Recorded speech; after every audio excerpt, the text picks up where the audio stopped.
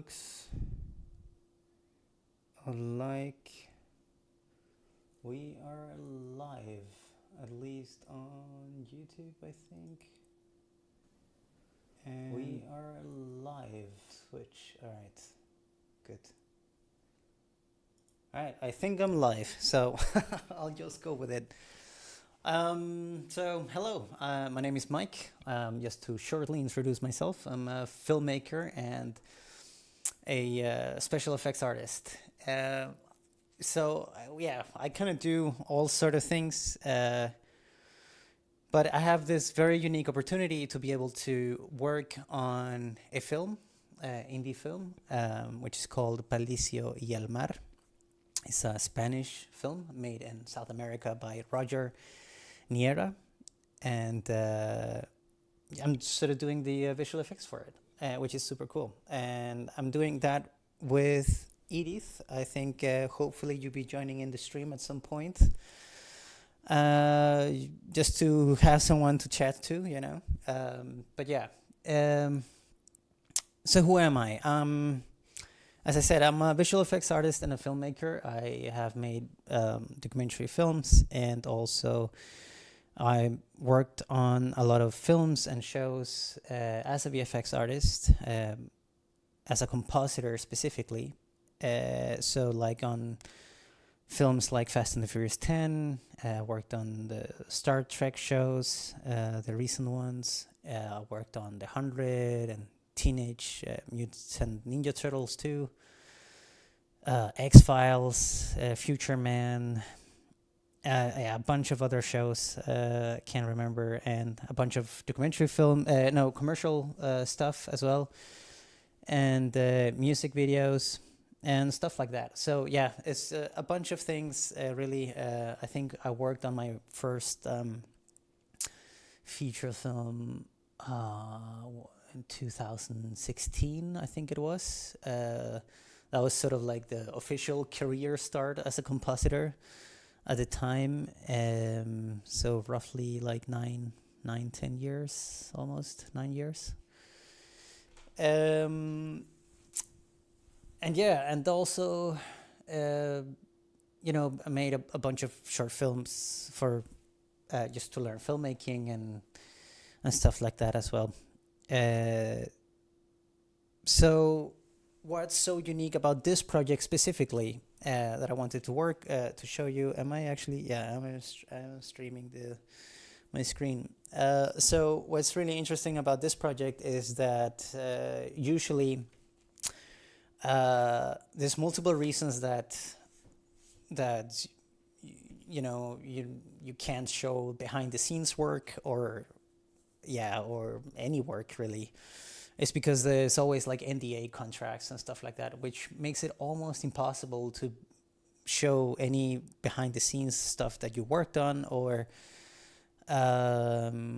really to show just the process of the visual effects. And I thought, as this is sort of like the first time and the first series of these streams that I would like to do for this film, is that it's sort of like I will keep it sort of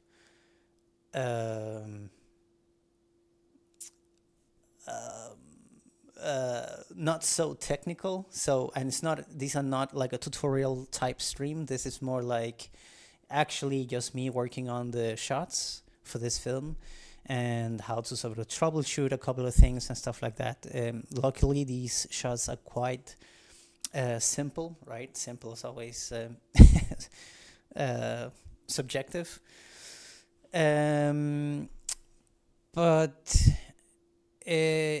it's actually just working on it. So if you fall over the stream, or you want to learn anything about the film industry in general, or these more specifically also, like, making, just actually any aspect of filmmaking, like documentary filmmaking, or how to work with indie films, or how to get into the visual effects industry, just ask a bunch of questions in the chat, and I'll try to I have the chat over here, so that's why I'm looking over here, just to see if any questions pop up. And just feel free to ask anything. I want this stream to be sort of educational.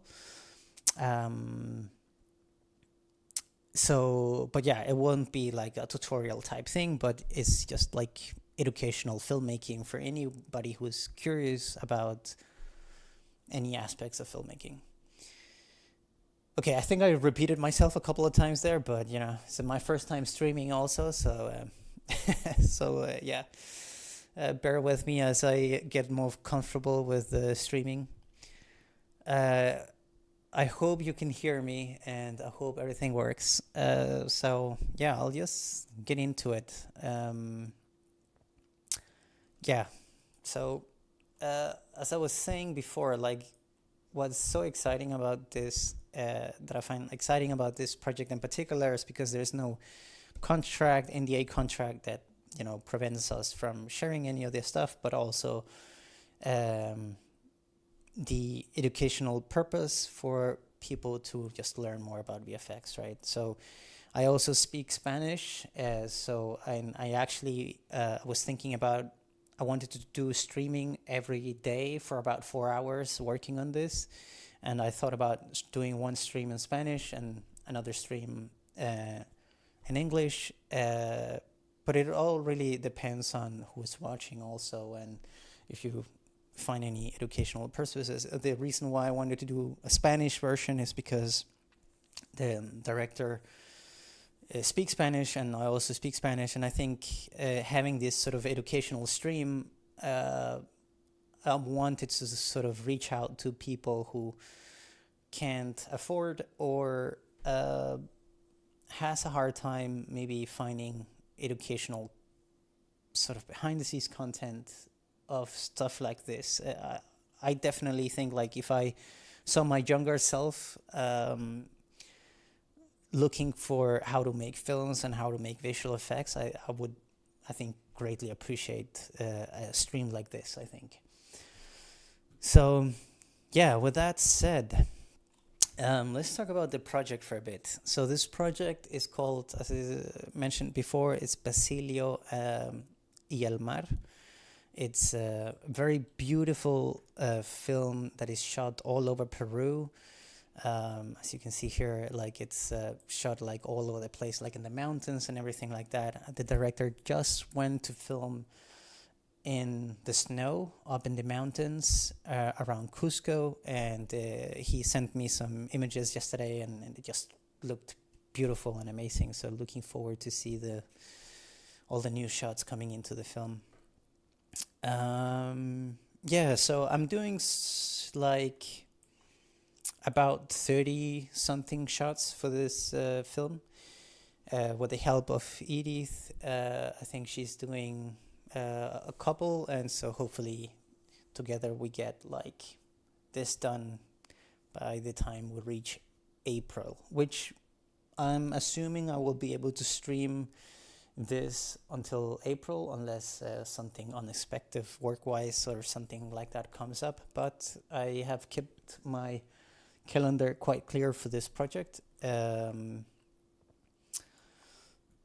so I should be able to at least stream 4 hours of this during the weekdays. So yeah, thanks for watching the video after or watching the stream right now. Yeah, so yeah, they've been all over about the film. I've been sort of trying to, this is sort of my overview list, so just doing like really quick tests, and also trying to figure out how to work with the colors. The film is shot on a red camera, I think like a 6K. I don't know if it's the Raptor. I think it's called the Raptor, right? The 6K one. Can't remember. But yeah, so basically I've been getting the raw files, and then I've been trying to sort of see like how to we work with it, so we don't have to bounce the shots back and forward. And since it's not like a massive production, and we don't have to go through a massive pipeline thing, I'm trying to keep things as simple as possible, basically. yeah, so yeah, these are like some nighttime shots that we have to convert. It's super cool locations they've been at. And I was also hoping that maybe in the future of these streams, like maybe sometime next week, or will I have to talk to the director when he would have some time? And but I think it would be sort of interesting to interview him as well, like so he can talk about what the film is actually about and let him explain the film rather than me having doing it, because at the end of the day, I'm just here to sort of make the visual effects and to make magic, right? So that's what we are here for. And so I'll try to just keep myself in that, like just making the visual effects and yeah, and trying to support the director as much as possible. But I think it would be super cool to talk to the director, do like a little podcasty maybe interview. Like an hour or something like that, where we talk about the film, and I think it would be really interesting as well if a lot of questions came through the chat to ask the director. But yeah, so these are some of the shots that I'm still sort of working on and trying to figure out. So these shots needs basically birds. And I think they will be shooting a lot of the birds that they want for some of the shots. As you can see here, it's literally hard to see, but I think there are birds like flying in the background in some of these shots, but they want, more birds in some of these. So basically these ones is what I call I set them in the gray zone, because basically I don't know where I kind of have them. It depends on the material, or depends if I had to do like CG birds or anything like that. But I really don't hope that we have to go that way, because that would add a lot of work, basically. And maybe I should do like a little bit of like a VFX introduction as well, because I think I know a lot of my family and friends, they don't know what I do for a living, because VFX is a complicated beast, and any filmmaking is complicated, from the pre-production, production, and post-production. And maybe I should just do like a little introduction on that as well, just so you get a sort of a sense of what actually goes down for a film. Even though it's an indie film, there's a lot of thought, going into a lot of things. So let's see. Hopefully, hello. Is that you in the chat, Edith?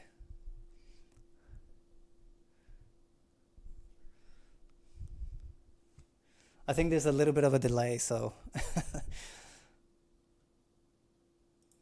Yay! Awesome. I'm super happy that you are in the chat. It makes it 1,000 times easier to have someone to talk to. Yeah, please let me know if if the sound is bad or anything like that.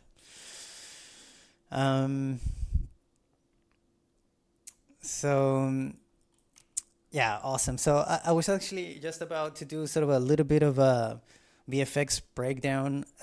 So just to explain, because I'm a CG artist, but I am actually, I work mostly as a compositor, but I've been also supervising some other productions and stuff like that. So I'm a sort of a jack of all trades type person, but I have a very deeply understanding and sort of like the whole aspect of sort of the VFX pipeline, if you will, because that's sort of what that's how I learned, is by learning everything, basically. So I thought it would be interesting to sort of maybe just do a little bit of a draw up here, just to sort of explain how the VFX pipeline sort of works. And I think there's a lot to it, right? We'll see if I can do a little bit smaller. good. So basically, we have this beast called. I should have plugged in my Wacom tablet, so I apologize. My mouse writing here, but we have this pipeline in a VFX thing, right? And so usually you have the beginning here and the end of a pipeline, and this is what also it's considered sort of post, and this is sort of like true for like anything. This is post production, post prod. Yeah, so this is kind of like true for true for any animation production or film production, like VFX production, like basically everything. What like I think different projects have obviously like I think every project has a very unique pipeline. But in general, these are sort of like the disciplines that goes through a VFX pipeline, right? Like these are all the different people that you sort of need or departments that you need. In my case, I learned to be a generalist, so I learned all aspects of it apart from animation and simulation, which I'll get into here in a bit. But basically, you have, when you're working on an animation film, you have the sort of the first section of it, which is a sorry, the drawing is super bad, which is concept. Like this is also in a film, in a regular film production, this would also a lot of the time be in pre-production, but usually you would have a 2D artist doing concepts for a film, so they know, to how to build the costumes or, the aliens or whatever is in the movie. You kind of have to like concept it out, and that happens here, right? Like also, in an animation, it works a little bit differently because you would have to know exactly what goes in the whole movie before actually starting out, right? But so I think in the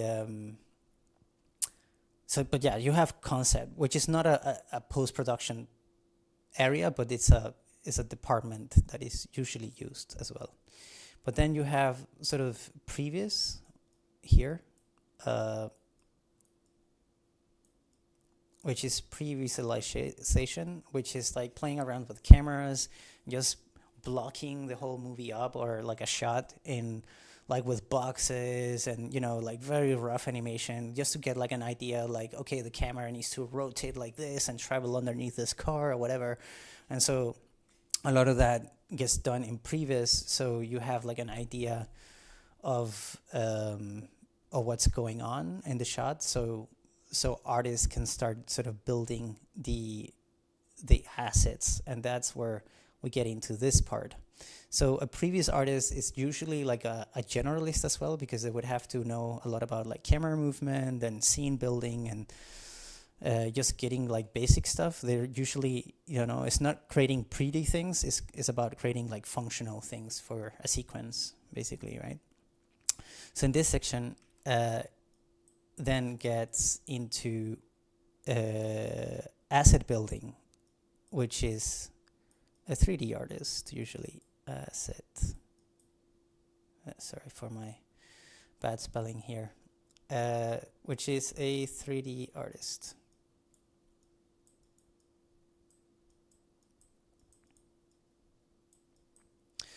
And that's like 3D modeling, right? Like they will model the characters, the aliens, the spaceships, all these type of things.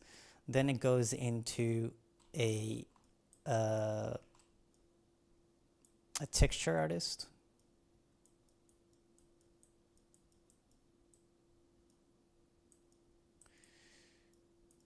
That will make sure it looks right, like all the materials, like all the texture and so on, to make it look real. Like, okay, this spaceship needs to look metallic, or like the paint that is faded away and all these type of things. That is like a texture artist will usually do all that stuff, right?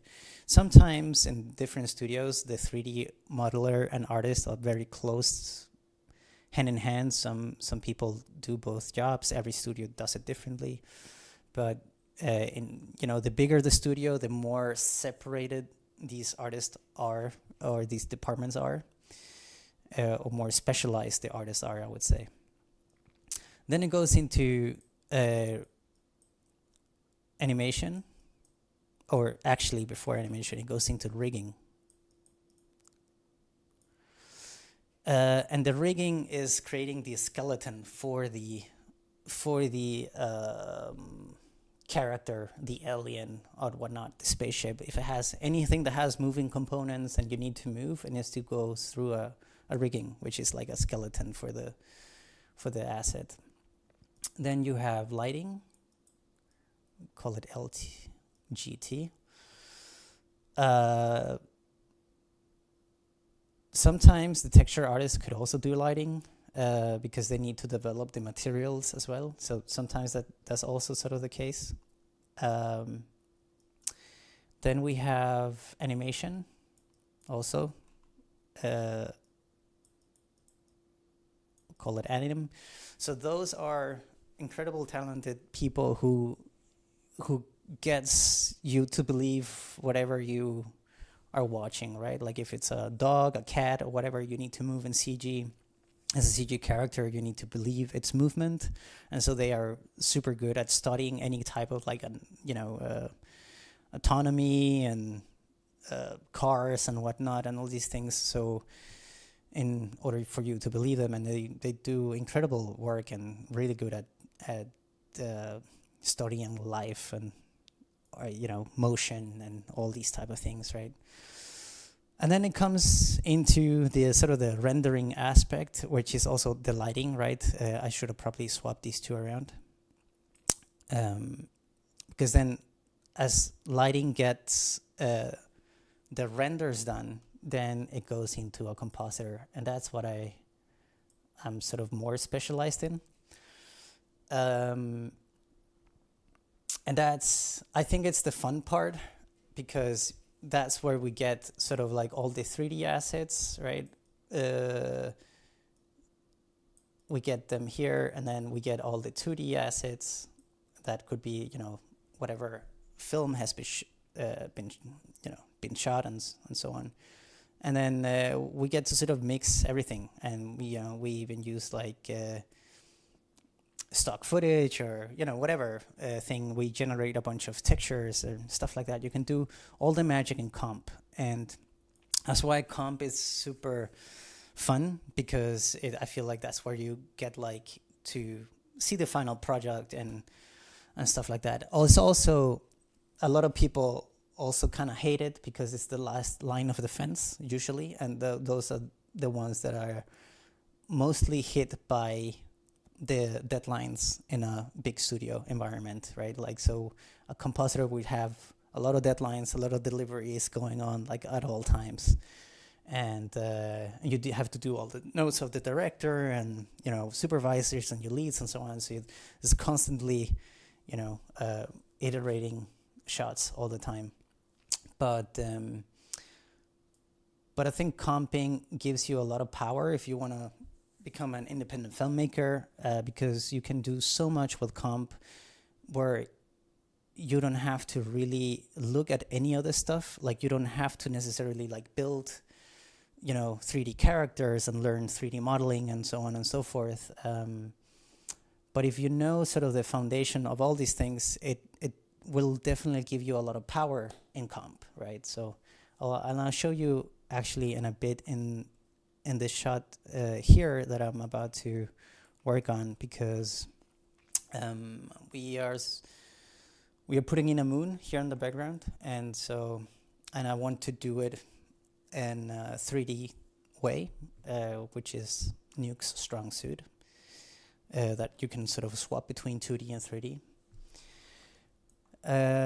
So I'll show you how to do that in a bit, or how that sort of works. But yeah, so that's sort of like what a visual effects company sort of does usually. And again, like every project is so different. The way you work with color spaces and all these type of things is always different, right? But yeah, so Yeah, is there anything else I want to cover here? Yeah, I hope that makes sense, and hopefully I didn't spend too much time on that. But okay, so getting into the comp here, I sort of already prepared a little script already. Yeah, Edith, if you have any questions, just ask away, by the way. Just like anything you want to know about, or any like things you find interesting, or like I don't know how much you actually worked with the 3D assets and stuff like that. So it would be interesting to know as well.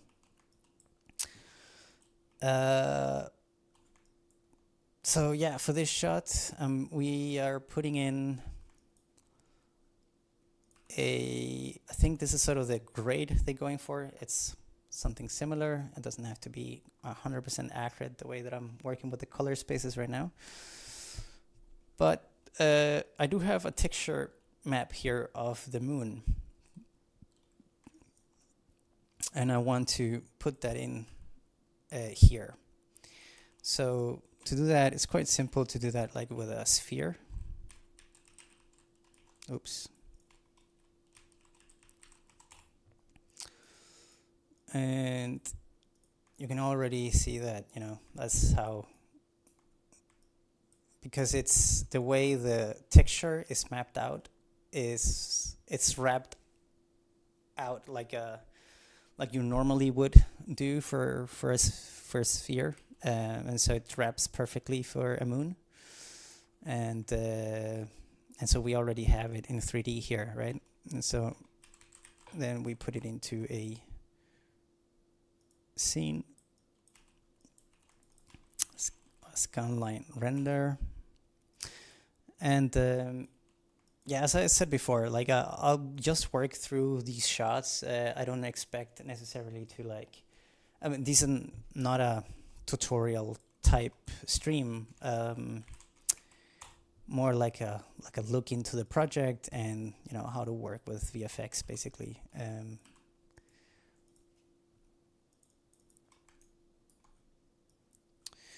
So I just put in a camera and I'll move it back, put it into the skyline render, and I should be able to see a moon. There we go. And so what's really cool doing it this way is that, in case, I think what I just realized actually doing this, I would also love to talk about AI and some of the things that are problematic with AI working in film, and also because AI is such a hot topic right now, in the industry, and it's a really cool tool. I do love technology and I love art, but it's interesting where I don't think anybody really knows about where AI is going. But I think in this is a perfect example why AI sometimes cannot give you exactly what you want, right? In this case, in this film, we have a lot of creative freedom, so we can just do whatever we want, right? So maybe, in this case, you can also just ask AI to generate you a moon.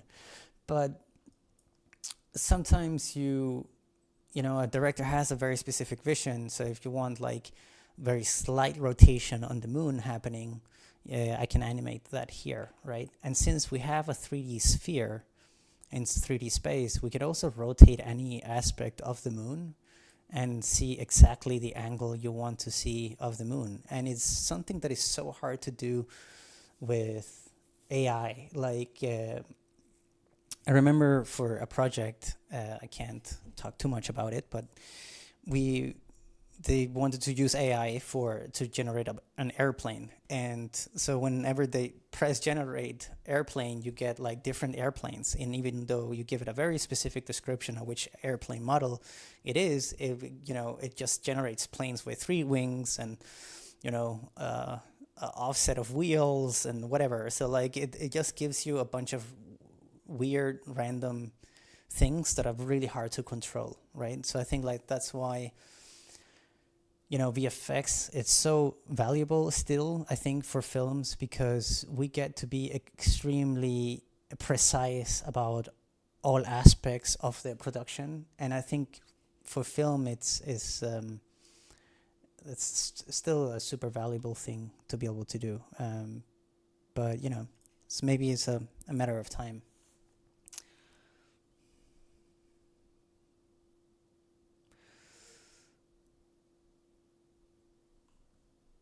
Cool. I'm really glad to hear that. Yeah, exactly. Like, I think I think sometimes a lot of people get intimidated by the sort of the 3D knowledge that you need to have for compositing, but there's also like a lot of like 2D compositors and stuff like that, right? And I think like some of the stuff that I was talking about, like you can actually, a 2D compositor can easily sort of like, okay, we need to, move her a little bit more to the right. We want to center it, and maybe want to clean some of this stuff so we have a very nice arcing lake, or whatever things might be. All that could be done in 2D, and you don't have to necessarily do anything in 3D. But yeah, I think definitely doing 3D stuff definitely always help out a bit, I think.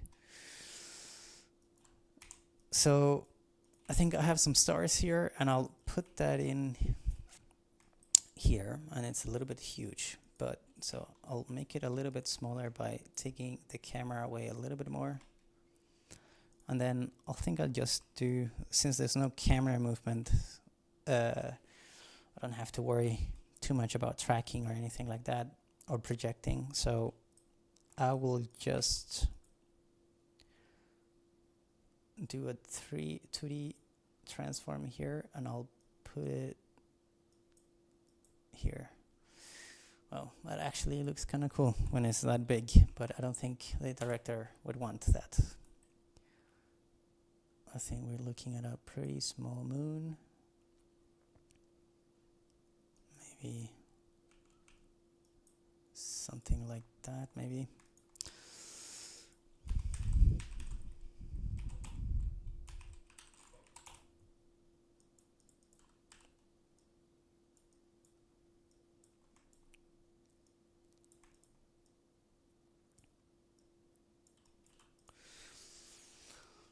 Yeah. Oops.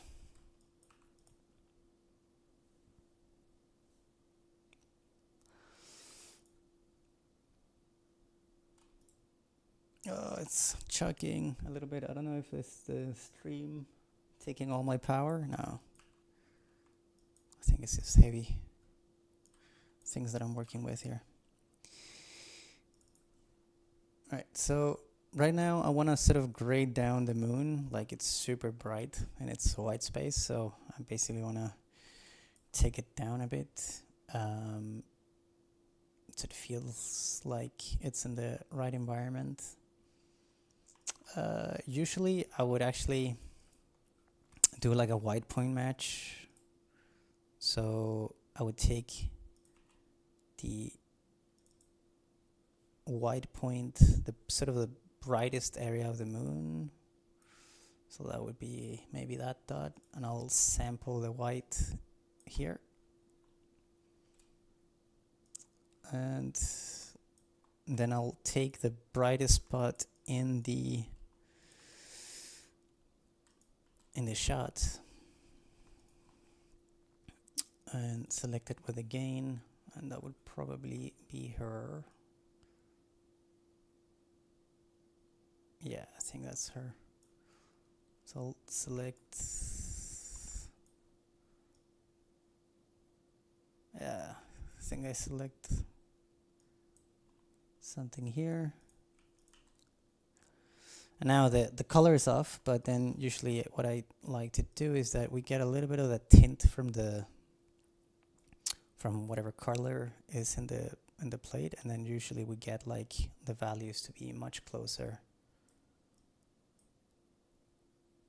to the plate. So here we actually see the sky quite a lot, right? And I wanted to sort of disappear with the sky, so I think its values is still like a little bit strong, so something like that.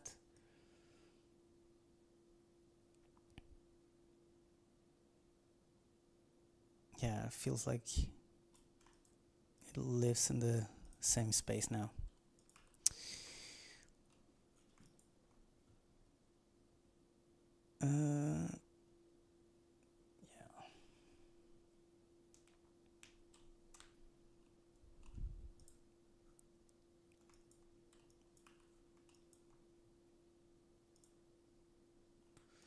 Oops.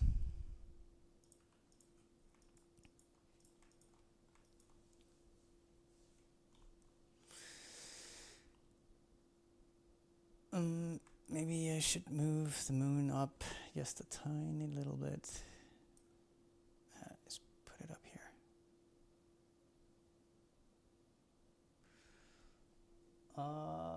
Maybe you should put on some working music. Okay. Yeah, hopefully. Yeah, please let me know if it's too loud or annoying.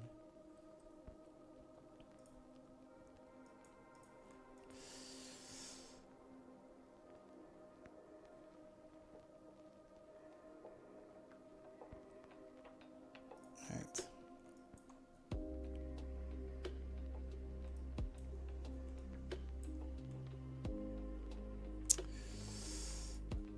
So let's see. I think so I have blurred the stars like a little bit. I don't want the stars to almost be visible at all. I'm just putting in some stars to just give it a little bit more. And the background might be hard to see. But yeah, like the edges here are definitely way too sharp. So I just blur the edges up a bit.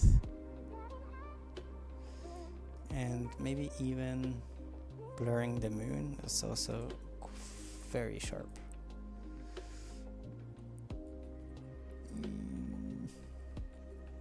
Yeah, maybe something like that for now.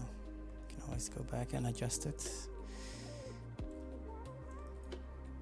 And so I already built a little bit of a distort thing here. So it's basically just taking a noise node, taking a green and a red, merging them together and blurring them, and then copying it into an iDistort node, so we get like this distortion for the water. And so we get the moon here with a little bit of a distortion because it's raining in the shot.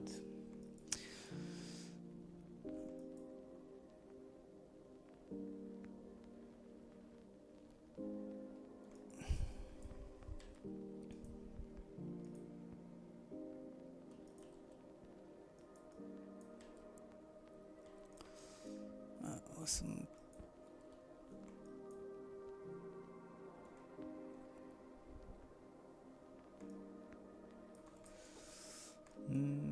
Let's see.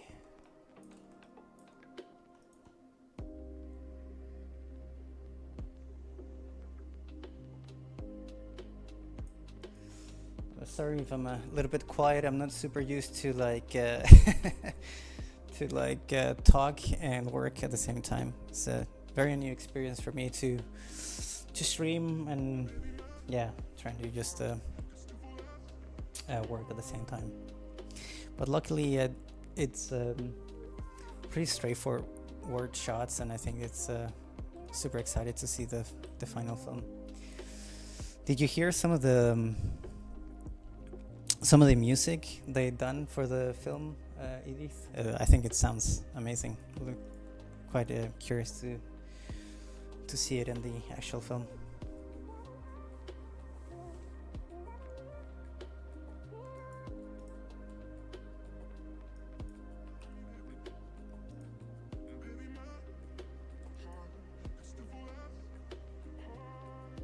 Oh, okay. You should maybe watch the. I don't know. Didn't he send you like a trailer for the? It was quite a long trailer, but I think there was quite nice music for it.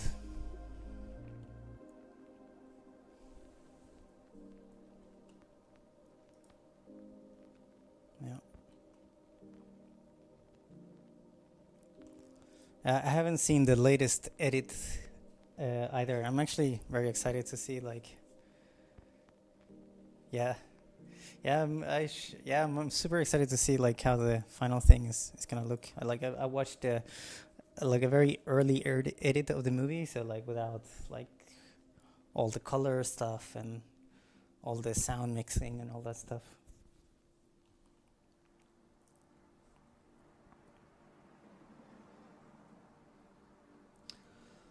So I'm just gonna check into some of the notes that I have for this shot.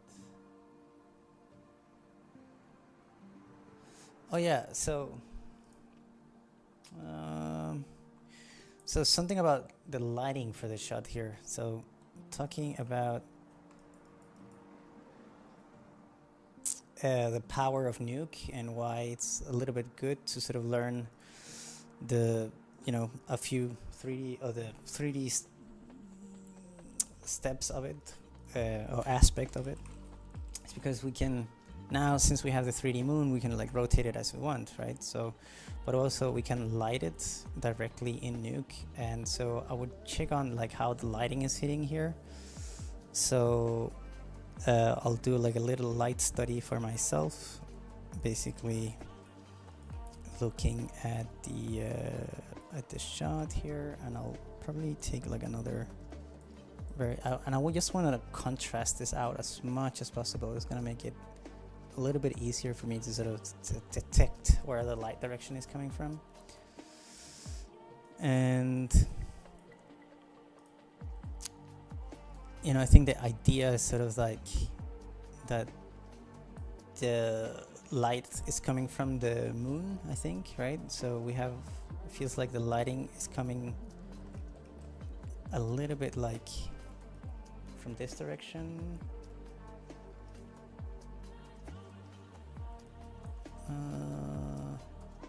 Because like this is in shadow, and we have like a little bit of a light rim here, and so this is like in light a bit as well, so it feels like that is like a little bit like that. Yeah, definitely lit this way. And yeah, I think her top here is also coming this way, so I think like in general the light is coming this way, right? So I think, so what's really cool is that we have this light we just plug into the scene, and now if we look at our moon, it will probably go dark, and that's because we need to place our light in the 3D scene and make it strong. And so since the camera is here, and that's sort of like, that's kind of like the angle we're looking at it, and the light felt. So actually, I don't know if he wants like a full moon for this, right? But I think he kind of does want it to be a full moon. So it feels like maybe the light could be here. And so if we take it into quadratic and then the intensity, maybe boost that up to like 100 or something, so you can see a little bit how it's starting to illuminate the moon over here. And let's take a look at it here, because the 3D representation is not always super accurate. But yeah, so we get like a moon like this, right? Which is also super cool. And I think we can like maybe move it down a little bit, the light, or maybe center the light a little bit. I think it's nice to get a little bit of sense of the rim, maybe.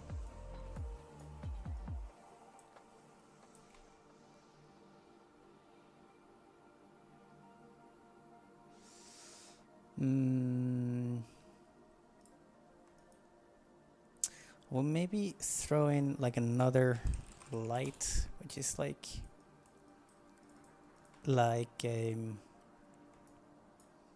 more like a fill light, just to light up a little bit of that other end of the moon.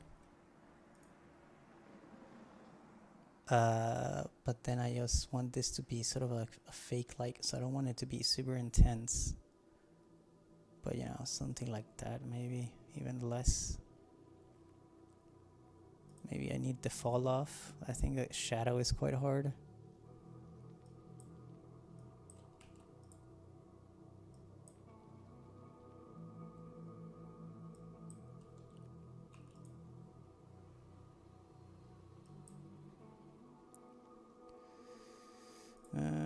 maybe I need more on this one. It's burning out the moon a bit.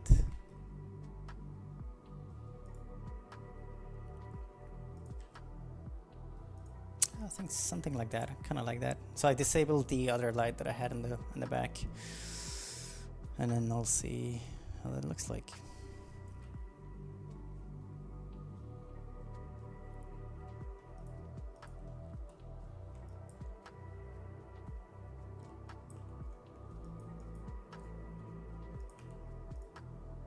Oops, burned out here.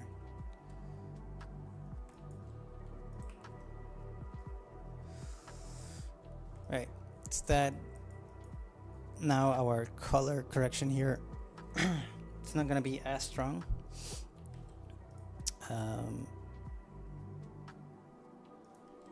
So I might have to just compensate a little bit of that, and I might just do that by creating another grade and maybe just boost the gain to 2, 3, 4.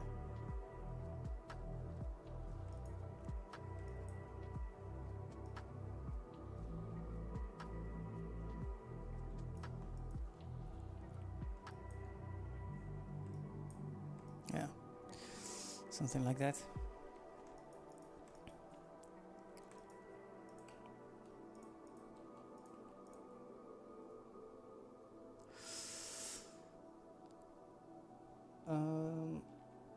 Okay, I'm gonna grab a glass of water real quick. So be right back, and I'll just let this loop for a bit. Alright.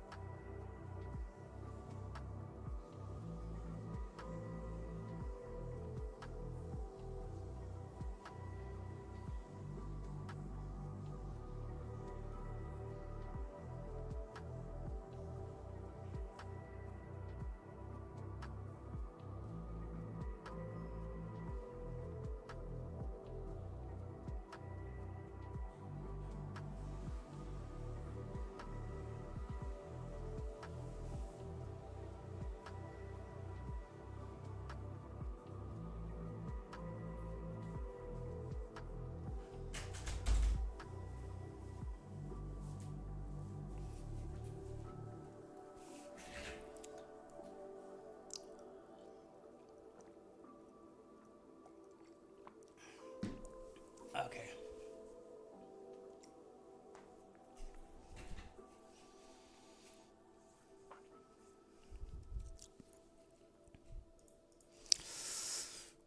Right. So I'm kind of liking this. Maybe I should we have some. I think maybe the stars a little bit too. Feel maybe a little big. So I think I'll just make it sort of like smaller.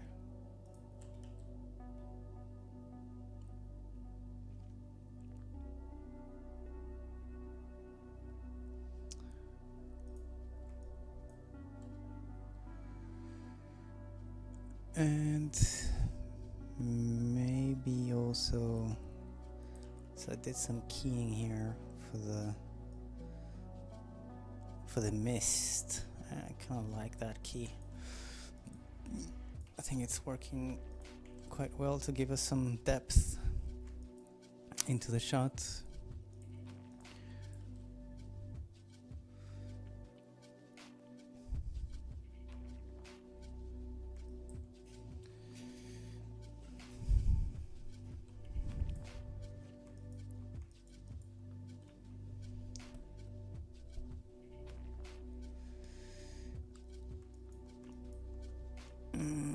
Yeah, maybe I can defocus this just a tiny bit more. Feels like it's quite clear compared to, like, I know it's super hard to see, but I think there is, like mountains here in the back, and they're quite soft. So I feel like we see a lot of detail on the moon that which should be softer. So I'll do like a defocus here.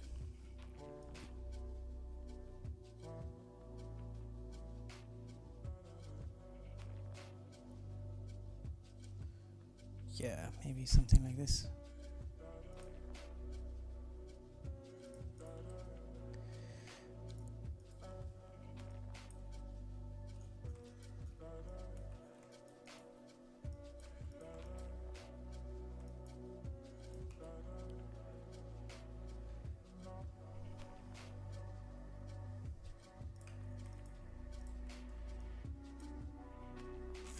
So let me check back on the notes. What else needs to be done here?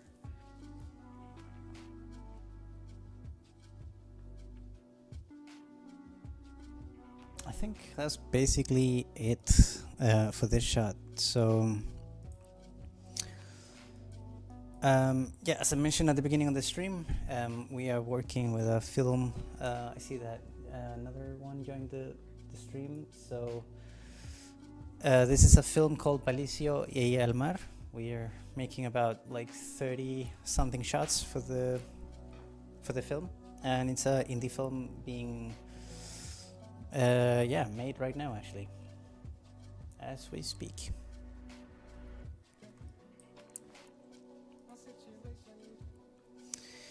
So I think, I don't know, I kinda wanna play with a little bit of like a moonlight coming through this. I don't know if it's gonna look probably a little too weird, but since we have this haze, I feel like we have sort of I wanna the bounce light to sort of like from the moon, sort of like light up the mist around it, maybe. So I think what I'll do is that I take this. Maybe I should take it from here, which is the moon. There we go. And then, yeah, perfect. Get the alpha from there. And I think, so how do I want to do this? Maybe grade,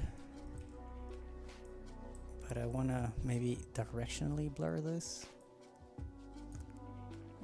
Let's say like maybe 100.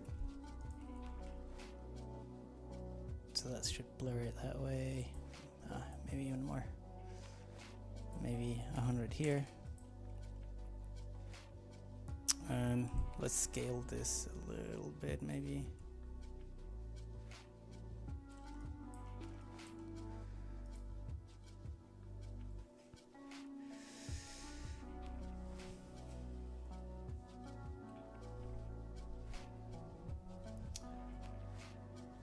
Welcome into the stream. If you're watching, just joined. I am. We are working on an indie film, and just working on it live. Basically, it's something that I very rarely get to do, which is super cool, to be able to show a film. Because working on huge movies, you always have like an NDA that doesn't allow you to talk about it or show anything about it, so it's basically impossible to show anything. But I think that's what's really fun to work on indie projects, is because it's way more collaborative, and there's way more like creative freedom, and yeah, sometimes you get to show the work, which is super cool.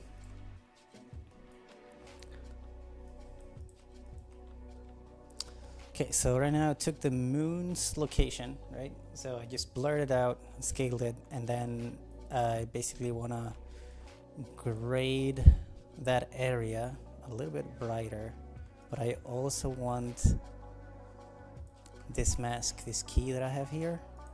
So I'll take that into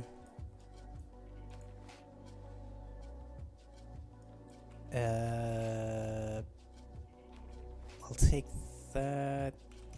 I have to swap the A and B here, and then I'll say let's mask that. So now I have this masking the mist, right? And then now I can sort of grade that like a little bit, maybe.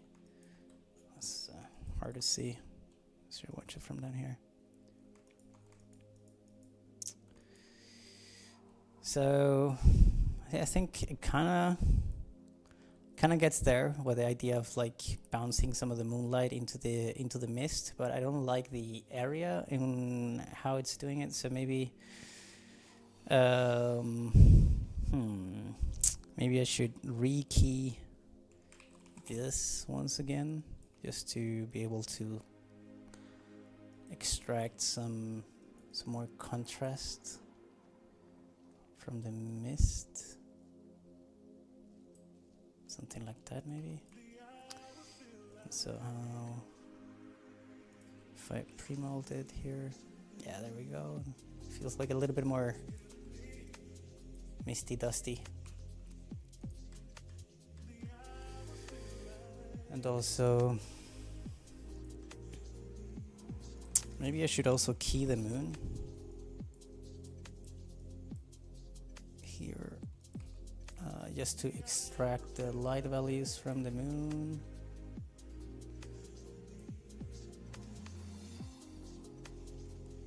So like something like that, maybe. Maybe doing a road as well, just to expand.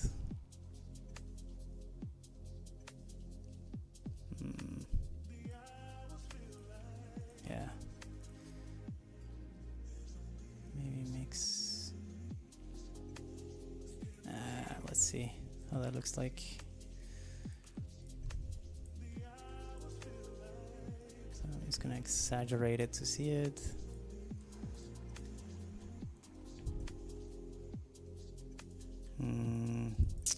Maybe I can take down the position here a little bit, like that.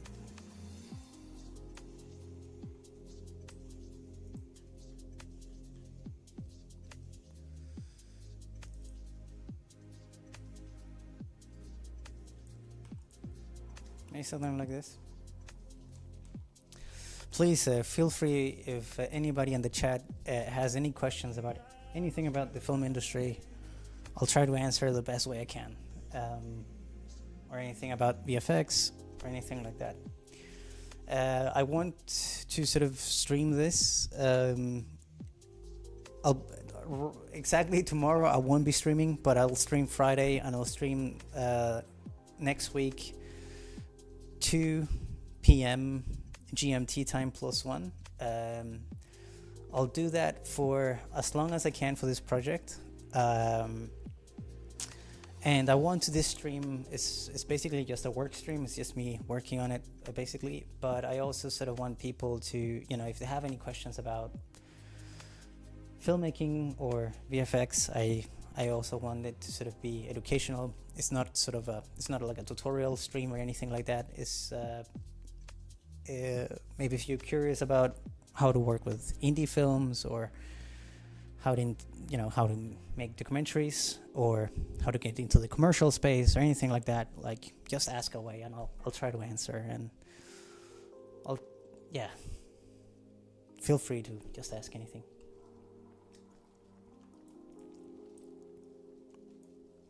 could also talk about anything not film related also.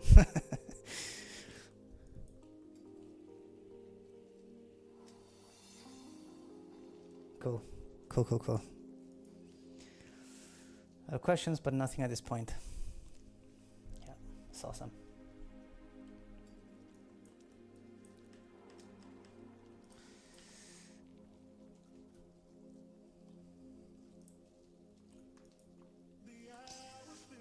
Alright. So I think the moon here is looking quite cool. I'm just gonna check that it's actually working. I'm just gonna expose a bit so I see it a little bit more.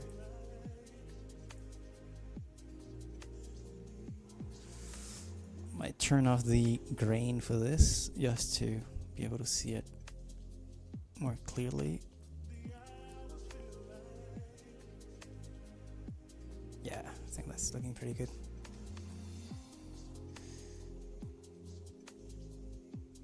Maybe it shouldn't be that, because we do have like this very, very intense mist here, so I don't want to like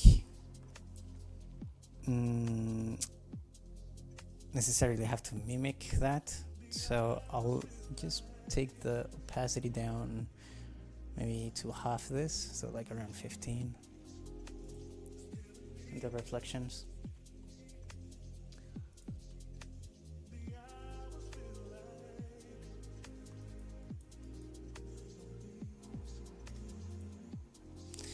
And so, yeah, Edith, I don't know if you're watching right now, but so like once we set up the script on your end, so basically what we do is just disable all these color correction nodes here.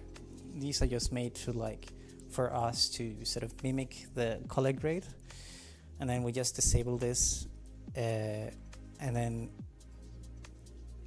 this nodes here will reverse the treatment, so it goes back into sort of like the raw color space, and then yeah, we just render out like a proxy and the final. I don't think we have any news on the final format yet, so we'll see what that turns out to be.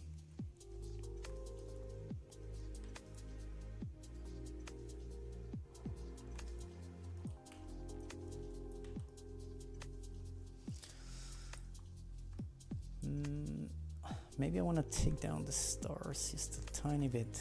I feel like they are quite intense. So I'll take them down even further. Maybe we'll go down to like 0.1. Yeah, now there's very subtle for sure. Okay, let's take a look at this. Yeah, I think that's pretty good. So, you know, let's just render this out for now. Let's do version 3. Let's save this. Yeah, that looks good. Just checking the project settings, like if the frame rate is correct. That's always a good back note to have in mind.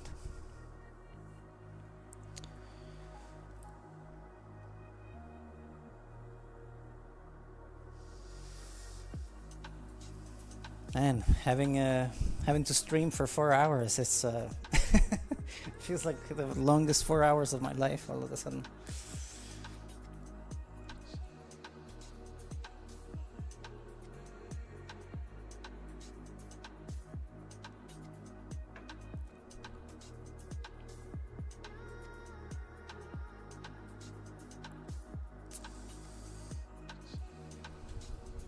Alright, so I should probably look into which other shot I should continue on.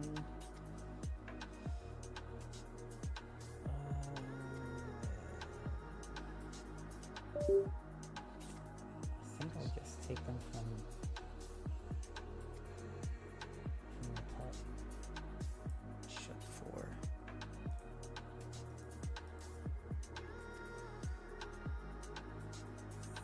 I think I have a template somewhere here.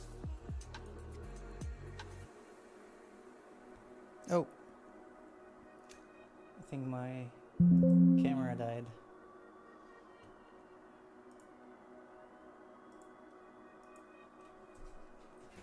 Just a second.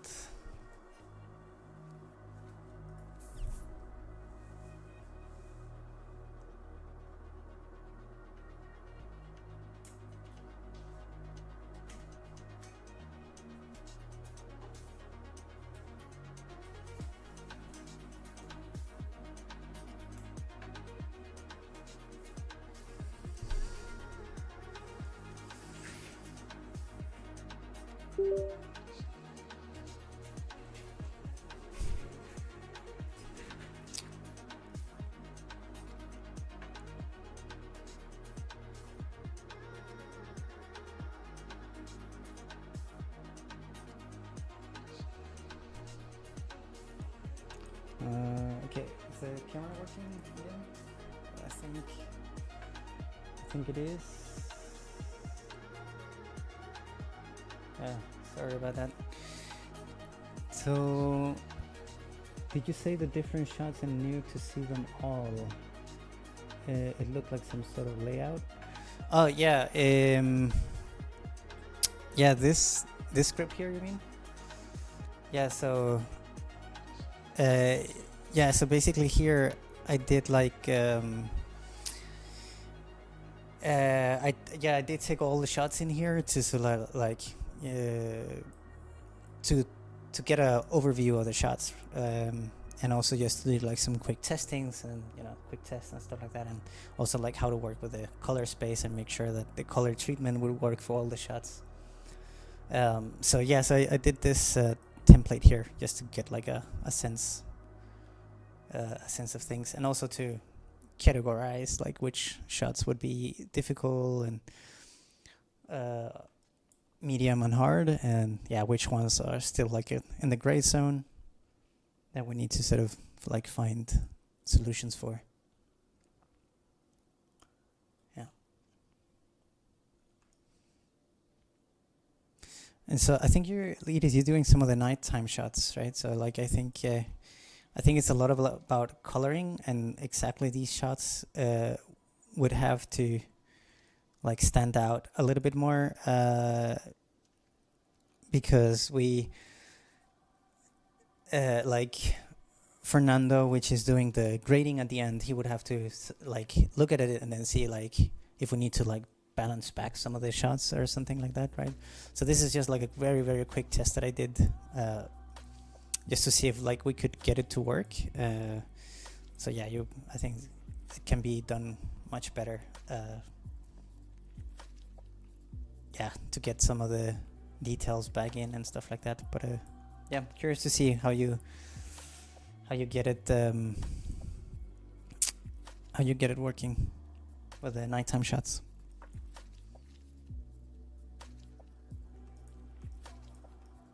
Please let me know if you wanna. I did a I think also you had like you wanted to do one of the firefly shots, right? So I actually did a very, very early test as well,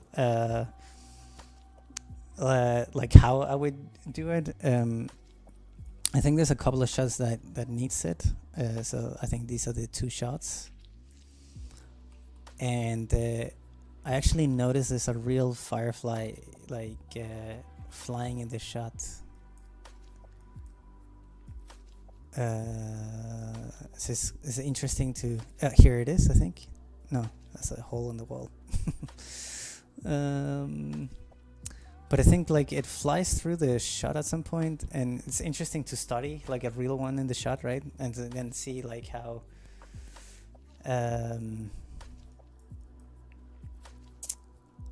see how we get it to look like. But I did a very quick test, like saying like how do we do this in 2D so we don't have to do any 3D stuff. And so I did like find these two pictures, and then I just painted out the antennas and stuff, lined them up a little bit, and so one has like flapped wings and the other doesn't. And then I basically dissolve between two frames, like the first two frames. Oops. So it would look something like this. So it looks like it's kind of like flapping, right? And then you can retime it so it does it throughout the whole shot. And then I wanted to just place like a glow and see if we could like key out the tail or whatever. So there's a little bit of a look depth to be done with the fireflies. Like I don't know exactly how to do it. I think we have to study a little bit the real ones. And then I placed them like spatially, like really close to the camera, far from the camera, and stuff like that. And then just try to, you know, place it in there and then see how it would look as a quick test.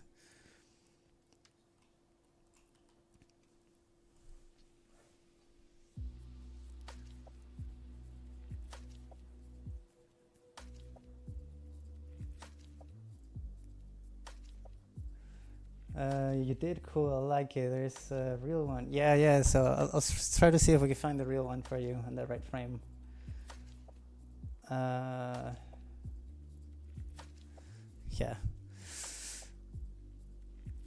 Yeah. So this is like a little test, but I think he wants them, you know, to be them. I think he wants them to be very real. And the thing is, like, I don't know if we have like any. We will have to find some reference on how real fireflies sort of illuminate, and then try to mimic that source of light, I guess. Because the one that flies in the shot, I don't think it's just like a black. Here it is. I think this is the one that I tried to sort of do something with. Okay, so let's see. I think it's around these frames, maybe. So I don't know if you see it here. Yeah, I think that's a real one. See?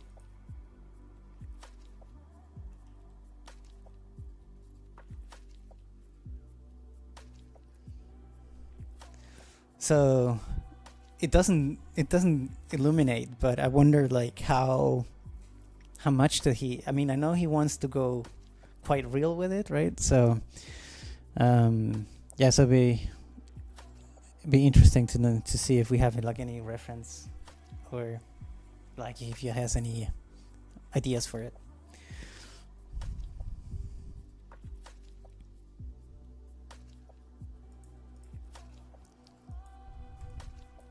But yeah, I was just testing out just to be sure, like we, you know, like how could we do something quite simple and something that would work for the fireflies. And then the bird stuff. This shot is what I think would be sort of the most tricky shot to do, which is the. Well, let's see. I don't know about fireflies in Peru, but in Canada they flash on and off. And I've seen them many times. Sometimes in movies they are not real looking. Yeah, I mean, I imagine like, I mean, I never captured like a real firefly, I guess, on camera. So and I don't think I've seen a reference for it before. So like, I don't know, like you say, like when you watch it in movies, it's always like super enhanced, right? Like it's not really real. So yeah. Yeah, we will have to find some reference on it and see if how that would look.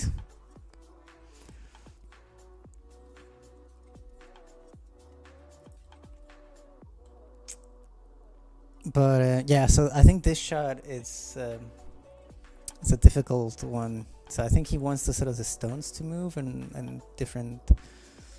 It's like formations. They're almost like dancing, and I think that would be sort of tricky to do. I have to do a test on this, but I think my approach for this shot would be like try to rearrange the end position of the rocks and have this as, you know, as a start position, and then try to see like how I would move the each rock into the final position, if that makes sense. So I think I would probably do some morphing for this, but they are rocks, so I don't know like how to do it without having them deform, right? Like we have to be have very like solid shapes move.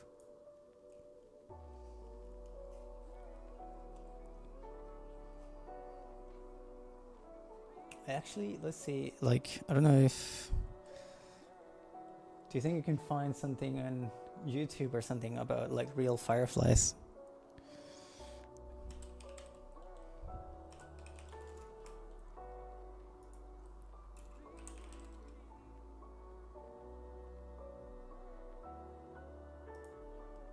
It's a little bit video here. So let's see.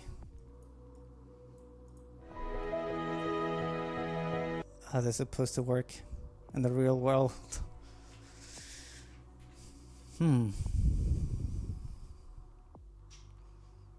know, especially growing up, a lot of people have experiences of catching fireflies in jars. Oh, that was cool. looking at how That to, flash was super cool. A lot of people have experiences of catching fireflies and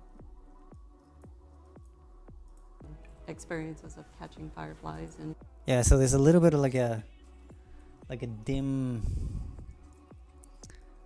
like it goes on for some frames, like catching fireflies in jars and looking at how they're doing their flashing, you know, looking at them real close. Maybe it reminds them of their youth and they want to bring their children out to experience the same thing. The synchronous firefly can be distinguished. but that's not too far off, I think, right? Like from the test here. Like I think, let's see. Yeah, maybe you can like work this out somehow.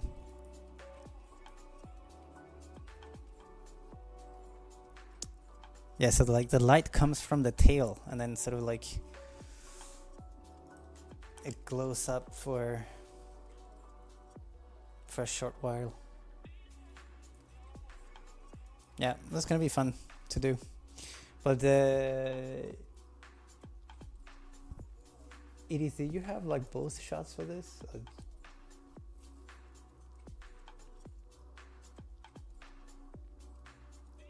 No, they're like two different shots, right?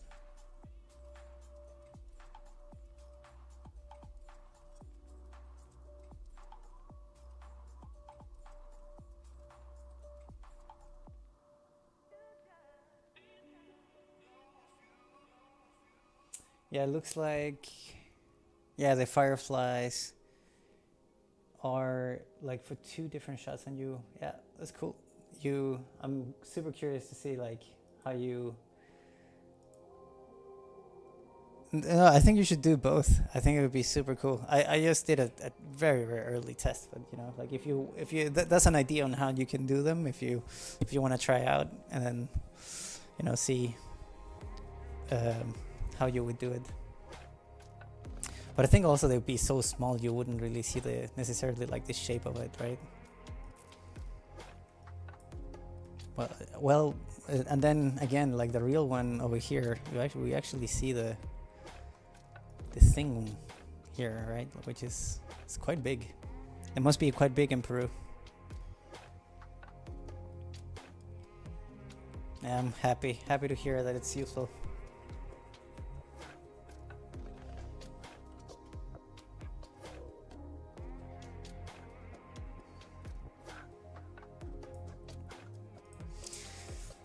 Right, I should probably start on the next shot. So let's see. Got this for now.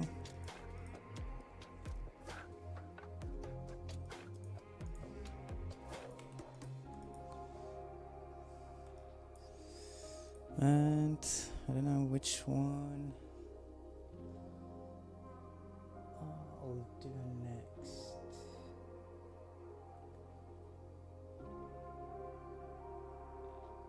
I think it's shot 4. So let's see if I have it here somewhere. That one is...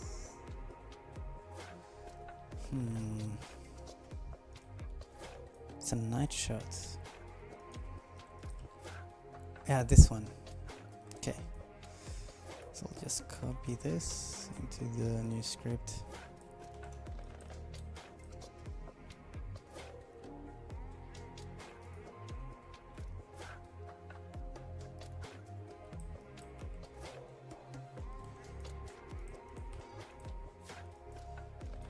Just checking that everything works as intended. Yeah, save this out as shot 4.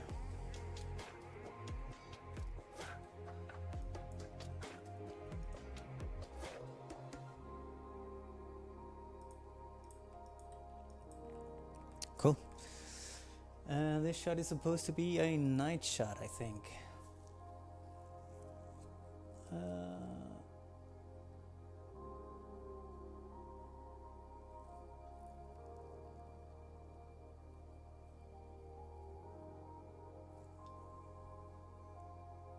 Yeah, few stars, nighttime.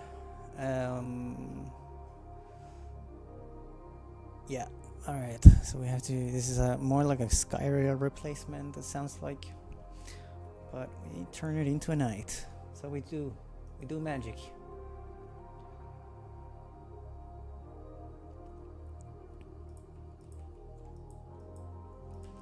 So let's see here.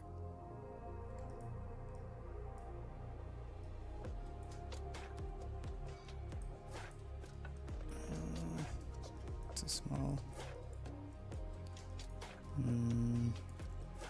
Trying to sample a good area. I guess I'll take like the black stuff here, or the darker area. Maybe 8. It's a little aggressive, but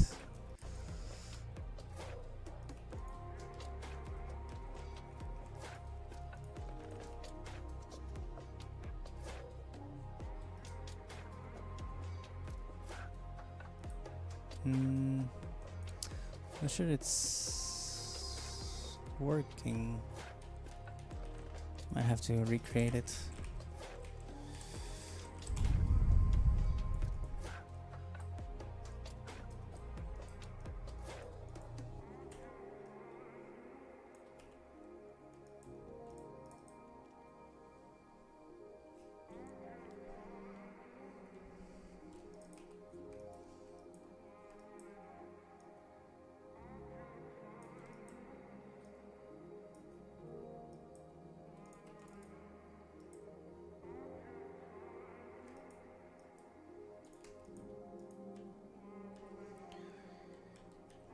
Okay, it's doing something. So maybe it's just because I'm sampling from a very bright area. Let's try some of these rocks.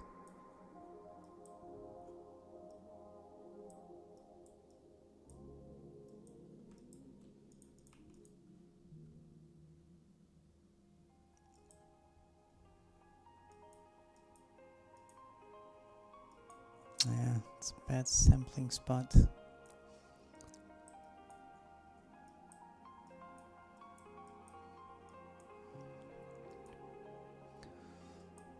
Maybe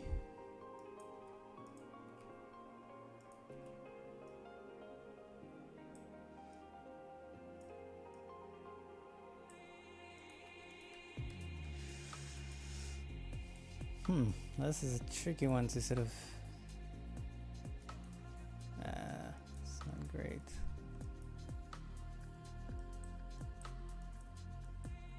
There. Whew, fun spot.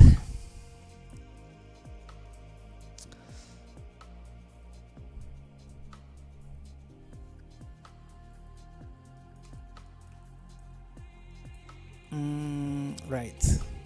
Sky replacement. So how would I start this one out? I think I will try to see what I can key with luminance up here.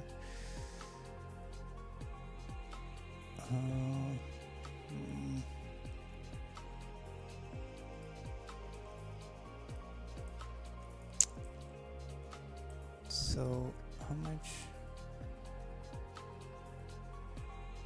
I think that's kind of cool when it's like misty at night.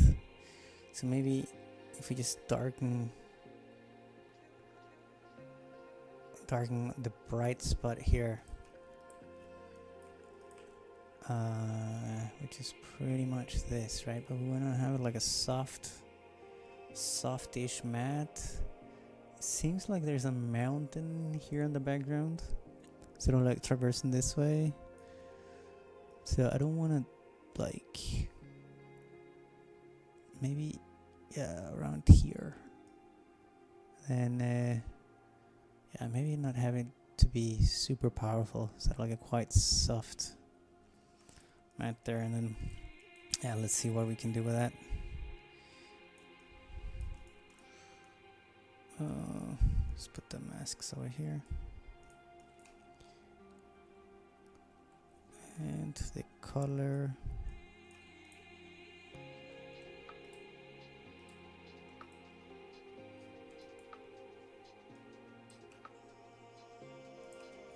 I keep pressing the wrong button.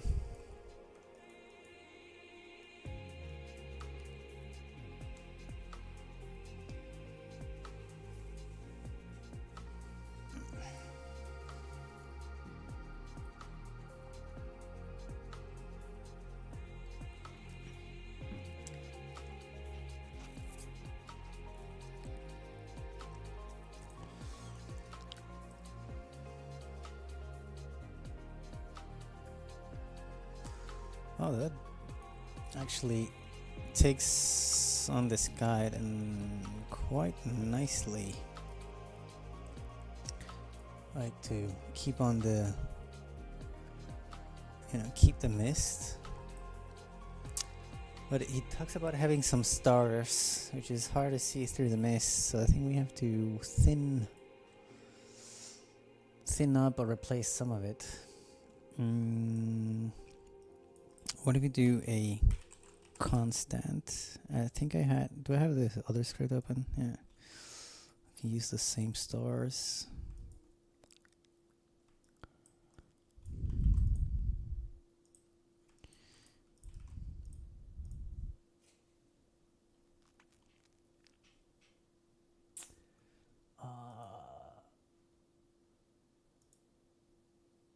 Just checking the chat on Twitch just to make sure that I don't miss anything, but it looks like it's just bots spamming.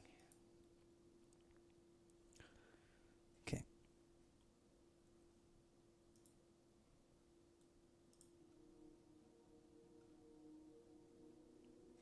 All right. So let's see if we put this here. Oh, probably have to do some project settings before we get going too much. Yeah, so yeah, for the project we're doing 4K DCP.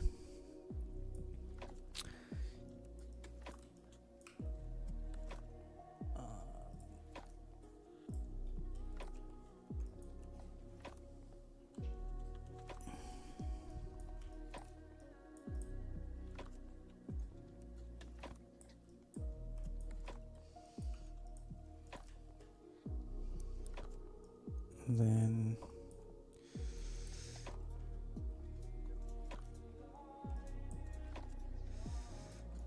let's take a look at the end.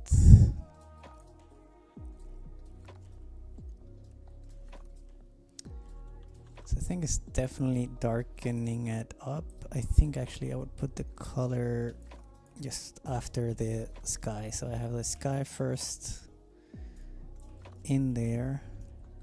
And I might want to just enhance the alpha on that like a little bit. So go into the alpha channel, just boost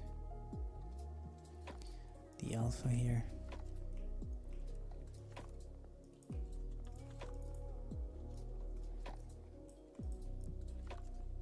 There we go. Maybe not that much, something like this, and maybe blur this tiny bit by 30. Oof, rough.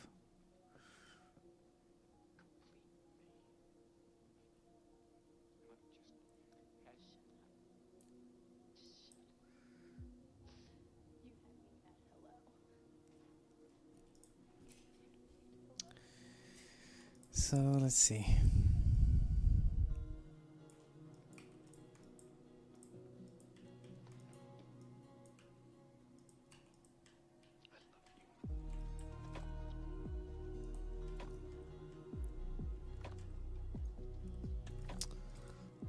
blur it even more.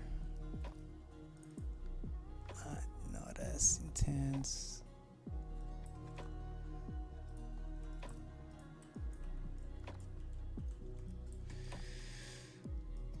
Right. I think now I want to sort of like I want to mask at the bottom here, right? Like I don't want to influence all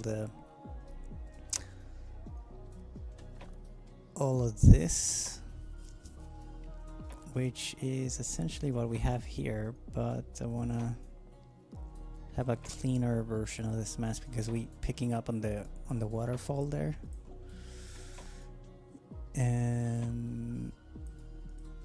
And actually I should make sure, you should always watch the shot first, is to make sure I don't have any unexpected camera movement before I get going too far. So yeah, 2, 2, 4. There you go. So let's watch this shot without anything.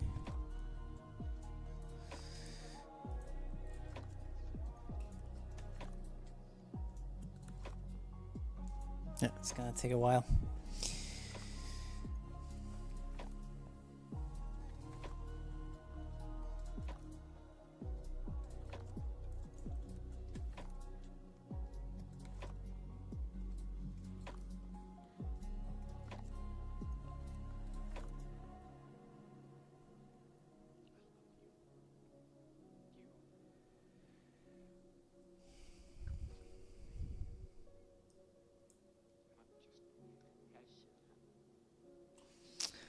It looks like it's got a locked off shot as well.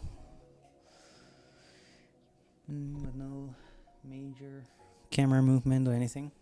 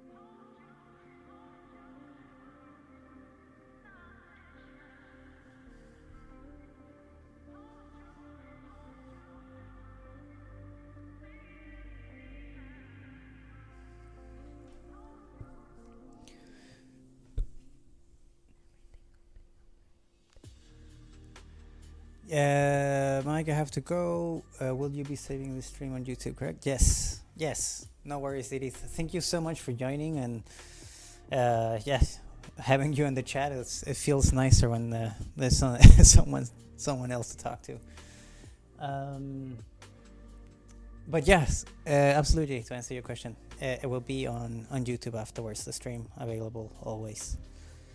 So and I'll be tomorrow. I won't be able to stream, but I'll be streaming on Friday, and then the whole of next week, Monday to Friday as well.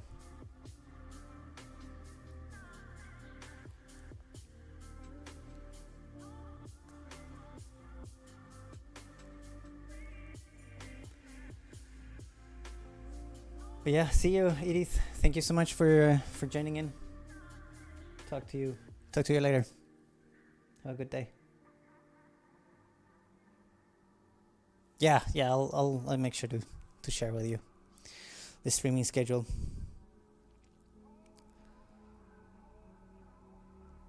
I think it's 2 p.m. my time, which is GMT +1.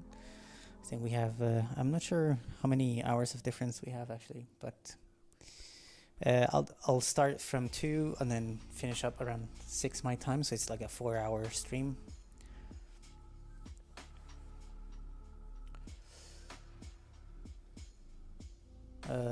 They might go on for shorter or longer, depending on, you know, if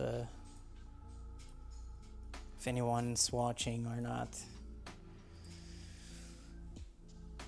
and how tired I am. But yeah, have a good day, Edith. Talk soon.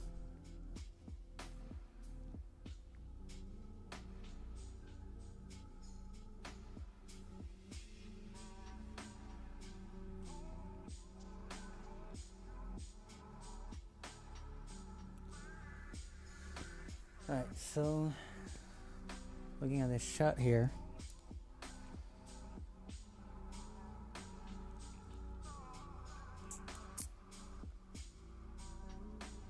okay, so it's raining. It's very subtle to see, almost impossible to see, but probably on the stream as well.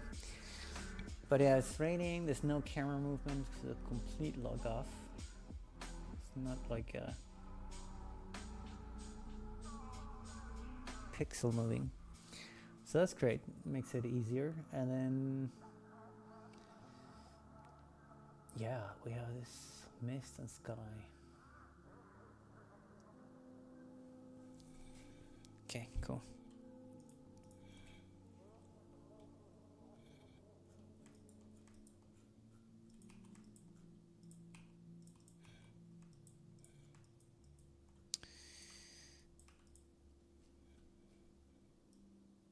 So let's see.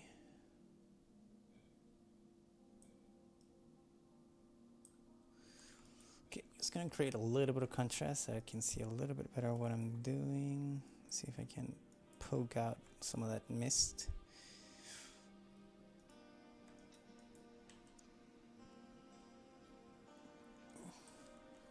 Yeah, and actually I think this sky replacement is looking pretty good. I do see I have a little bit of a pixel problem here. It's probably this transform. I'm just gonna make it a tiny bit bigger. Didn't have to be that big, but maybe just like 1, 2. Yeah, I think that works quite well. Now I want to move the. I do see like I have some popping stars on the mountains, so I want to push this further up, and then just so we get some of the clear stars. And then I want to make sure that we mask the mountains probably. So I need like a little bit of a denser mask, which is this one. It needs to be even denser than this.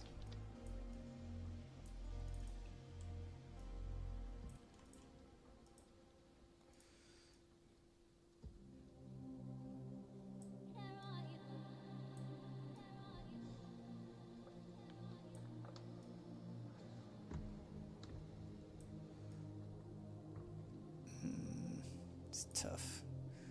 Might be actually easier since we have no camera movement. I'm just gonna roto. Oops. Roto this.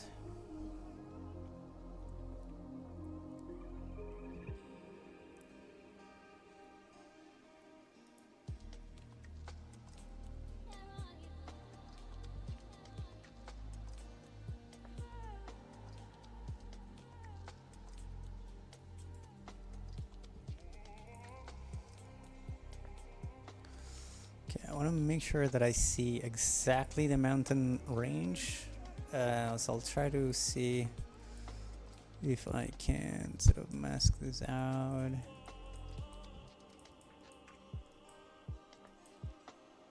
I don't want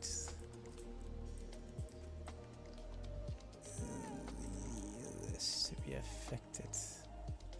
I feel like should be like a mountain over here somehow, so I think I'll probably do something like this so I don't get any stars that way as well.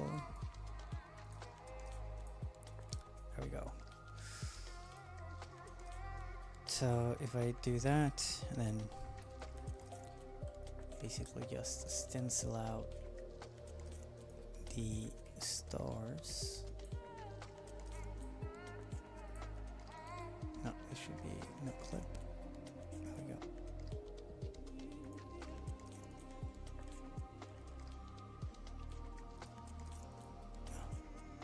There we go. Yeah, so we get some of that, and we could probably, you know, just feather up something like that. And then let's see. Oof, it's a nasty edge, so I'll blur this a little bit.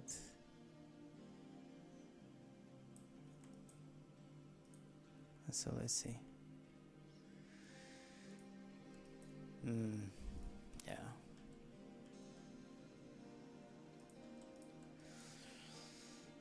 So I'll take. I think we need some. It's gonna be tricky, because I do like this darkening, so I want both things to happen at the same time. It's just that I don't want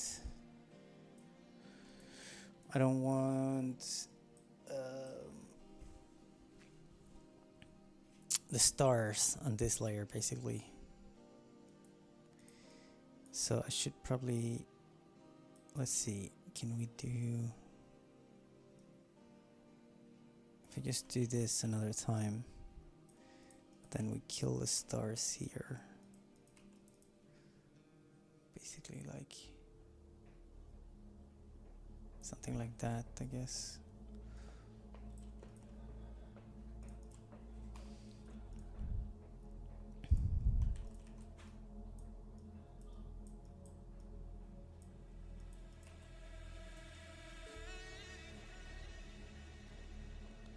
Right, now we got a dark sky in the back with no stars, and then the stars come in here, which is not pretty, so we do maybe even blur the crap out of it.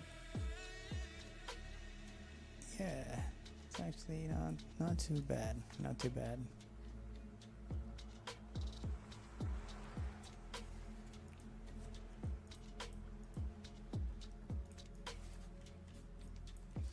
And then let's see, and with this on,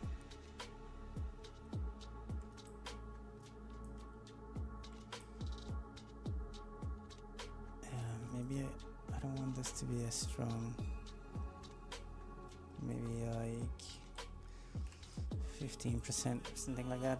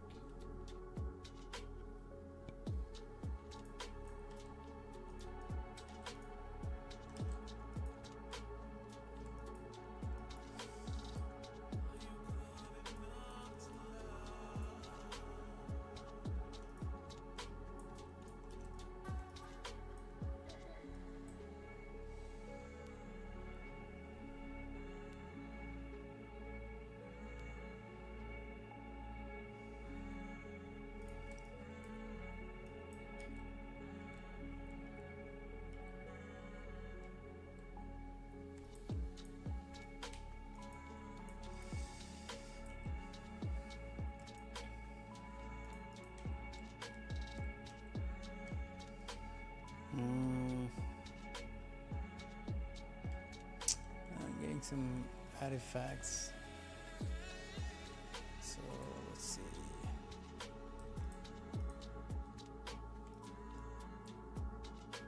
Okay, there we go. This takes a little bit to render, I guess.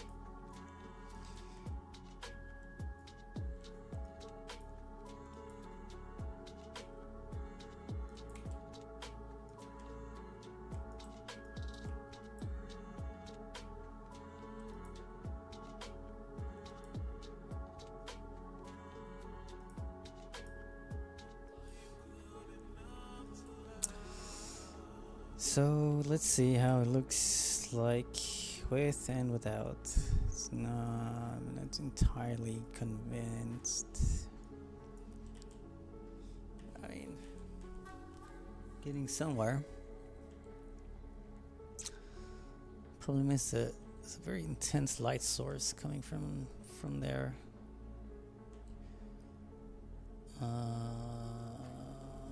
I wonder if we need to. I think it's better without.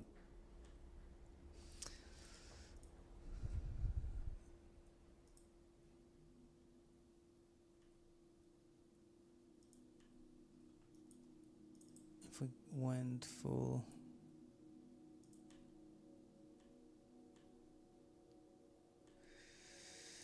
Yeah, it's a tricky one. Tricky.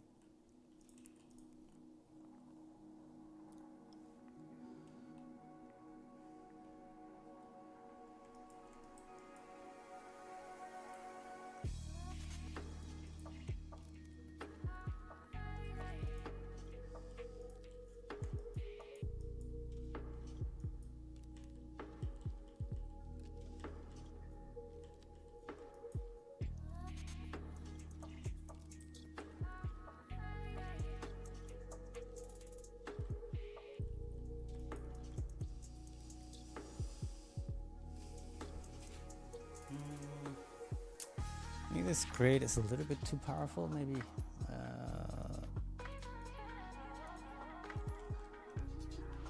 I'm pulling on the right, yeah. So like.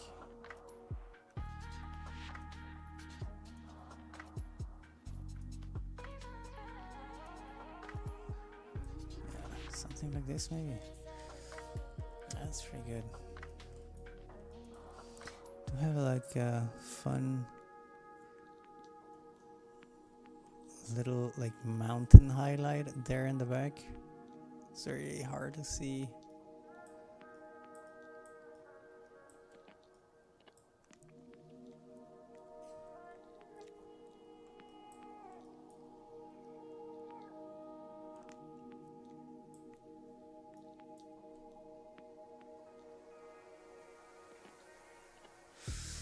And then, yeah, so basically, I actually think it's fine that I'm also keying the sort of the highlight of, like it's, because I think like if I didn't touch the highlight areas on the waterfall, I think it will pop out a lot. So I think it's probably good that it looks like that, I think.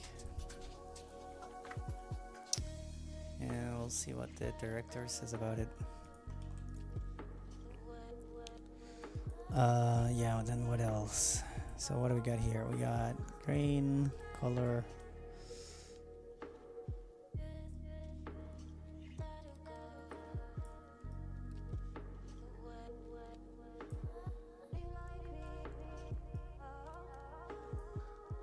Yeah, I mean, I don't know. I don't know how far I should take this, really. I'm not entirely convinced by it.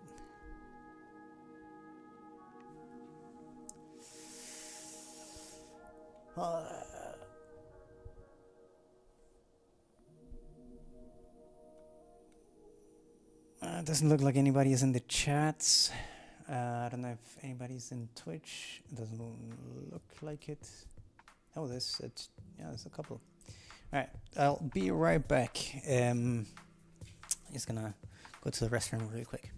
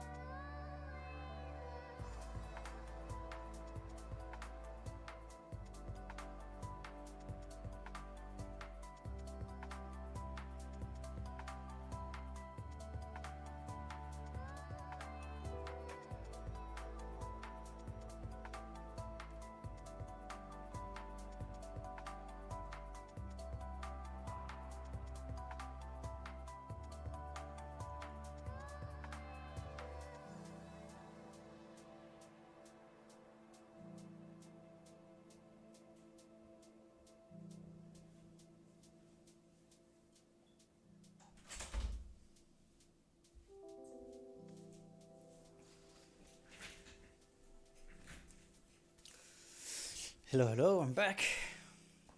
Everybody left. There's no one left. All right.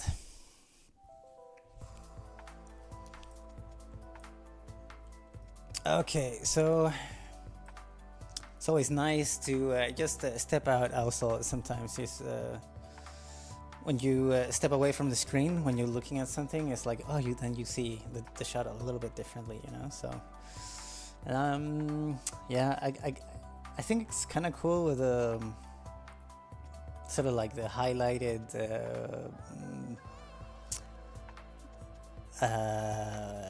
what do you call it, like almost like a rim light to the mountain, but it's definitely not what we're going for. It's a cool looking thing, but it's I don't think that's what we want for the shot. So I think we have to do something here. So I'm considering completely cutting off the mountains in the back, or the mist, and then re-adding everything at the end, which is probably, yeah, just the best way of going about it, I think. So yeah, I'll just do that, I think. So I have the roto shape that I made. So actually I'm just gonna do that, and then don't feather it as much, don't blur it and then yeah, so now I have some stars, right? If I don't, why is it so dark? I guess this,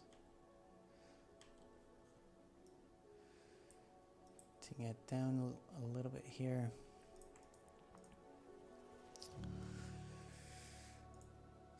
So maybe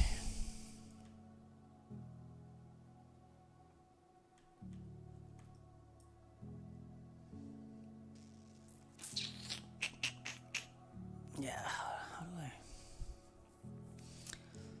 is it really that visible, like the mountains here in the back?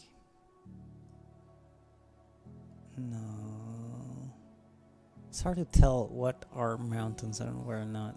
This is definitely a mountain here, and then I'm not sure about the terrain back here. I guess there is that line, right? Like this here. Yeah, for sure. Okay, so I definitely didn't cut that very well. So actually I think the terrain might look more like the line here.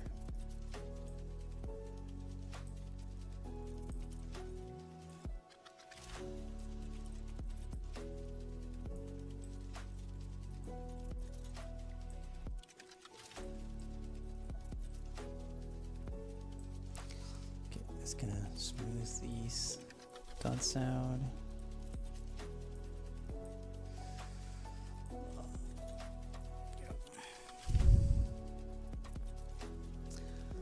Yay! You here.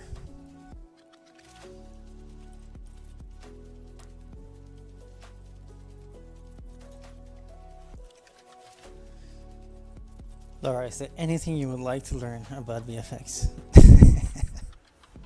I think you're probably quite fed up with it.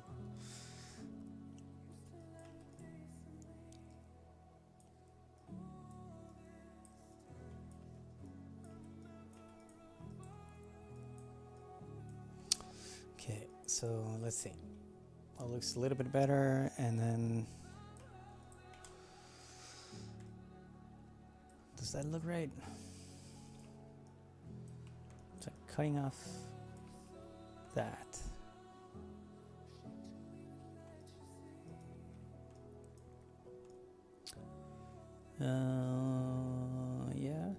Yeah. Not not too shabby, not too shabby. So if you then, re-add some of that original key in, and yeah, maybe you can blur this the heck out again to like maybe 200. Yeah, it leaves like this hole. Maybe the stencil doesn't have to be super hard. Like maybe we can just stencil about like 60% or something.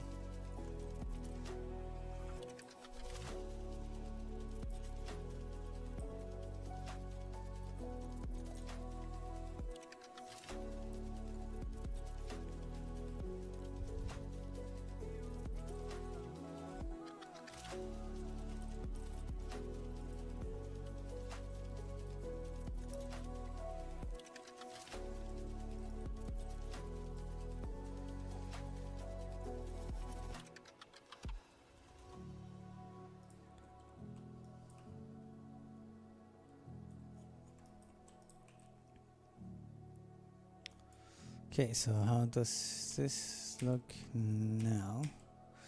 Okay, I think it's better. It feels like we sort of killed that light source in the back. Right? It also affects a little bit of that. I want to make sure it doesn't touch the llama and the stone here, so I have to do a little bit of a better key, I think, or mask. So that's the key. I do have a roto here. So let's say we want that feather inwards. Maybe before the feather we do a blur that way.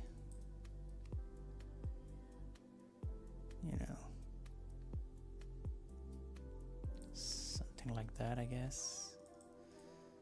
And yeah, we're just gonna extend these a bit. There we go. Maybe take this down.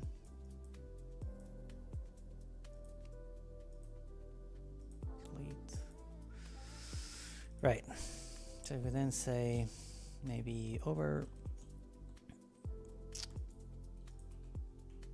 Got the key. Not over. We want to then stencil. And then blur this.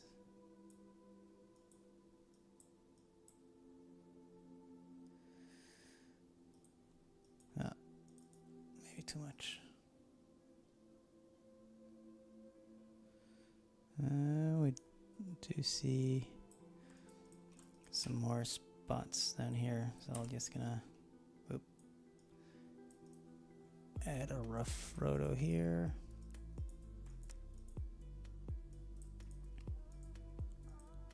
There. Done. Killed.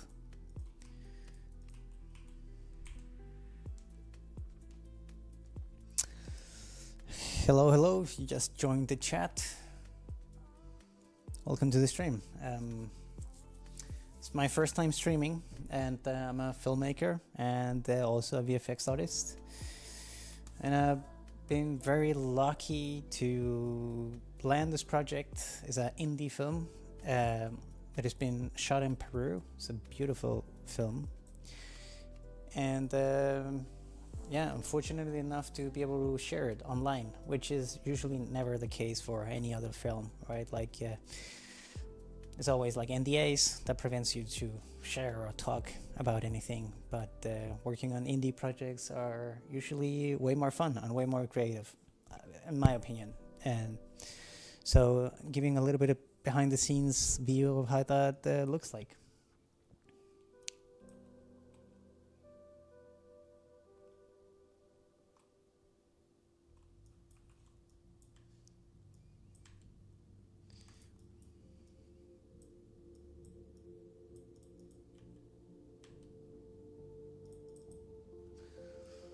Okay.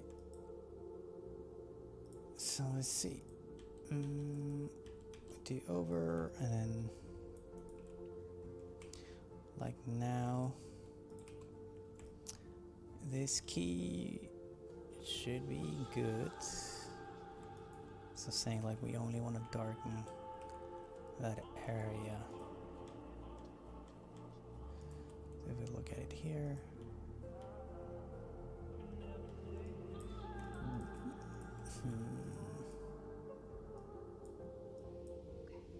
One condition, though. You have to promise you won't follow your plan.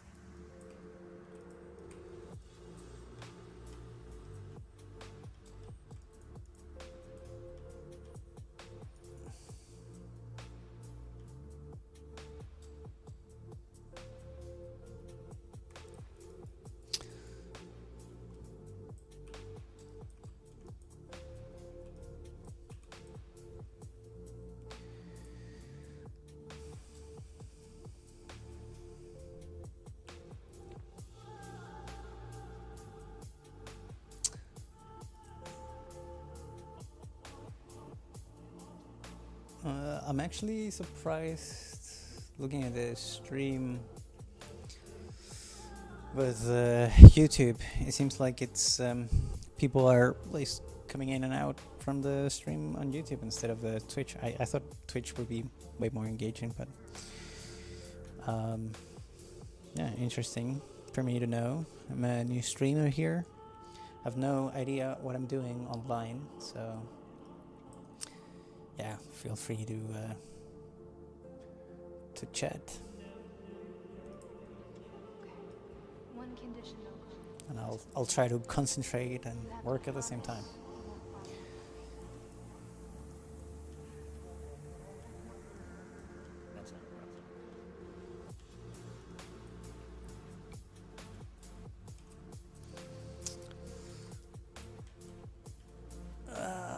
I kind of like this. I kind of like this. I kind of like this. I don't think there's anything distracting or anything looking weird.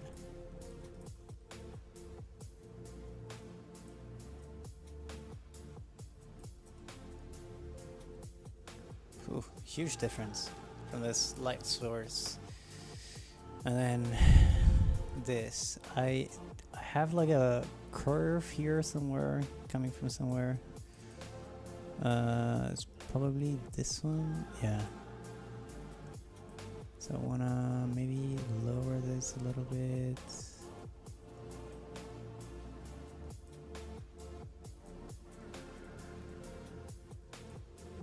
Delete the other keyframe. There we go. Yeah. Yeah, definitely a lot different from the light source. And we see a couple of stars in the back. Very little, but you know, it's there.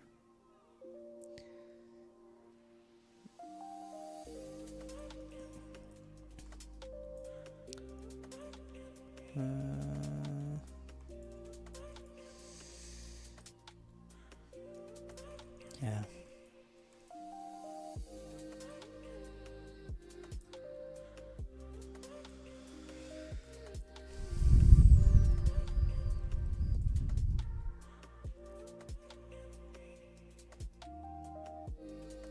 Maybe I just want to put like a little blur into this, maybe like 50 or something.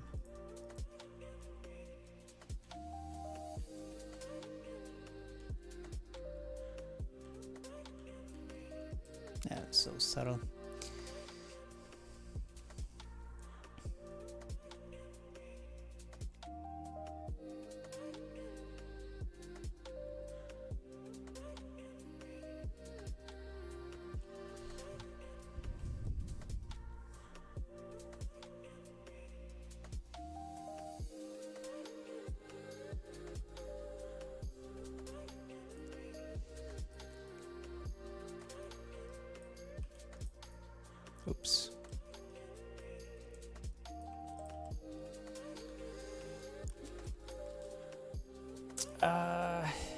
Yeah. You know what? I think I will do just like a last thing here. I'll probably do like a ramp. Just because it's a static shot, I don't have to worry too much about it. It's just like, since it's nighttime, I sort of want to try to push it more that way.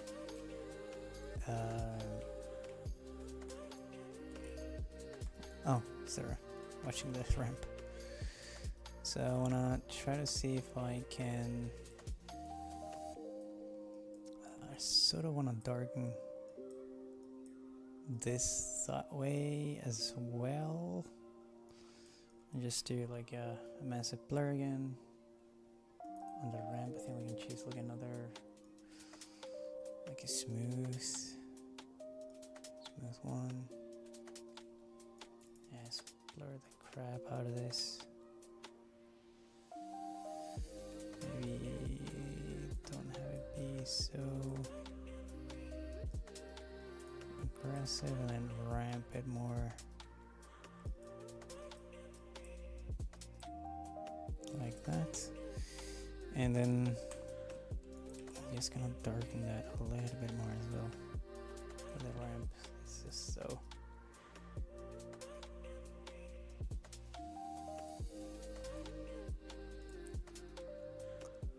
It's just, it feels a little bit more nighttime-y, I guess.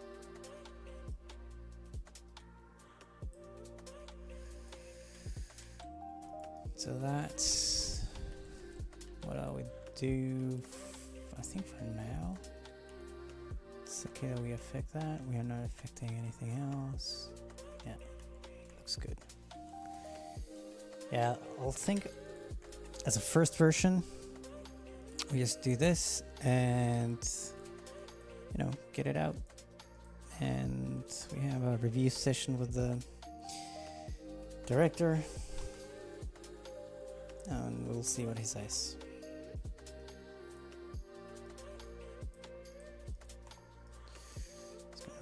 That, and for the proxy, just gonna disable that so I don't get confused. This is shot 4, version 1.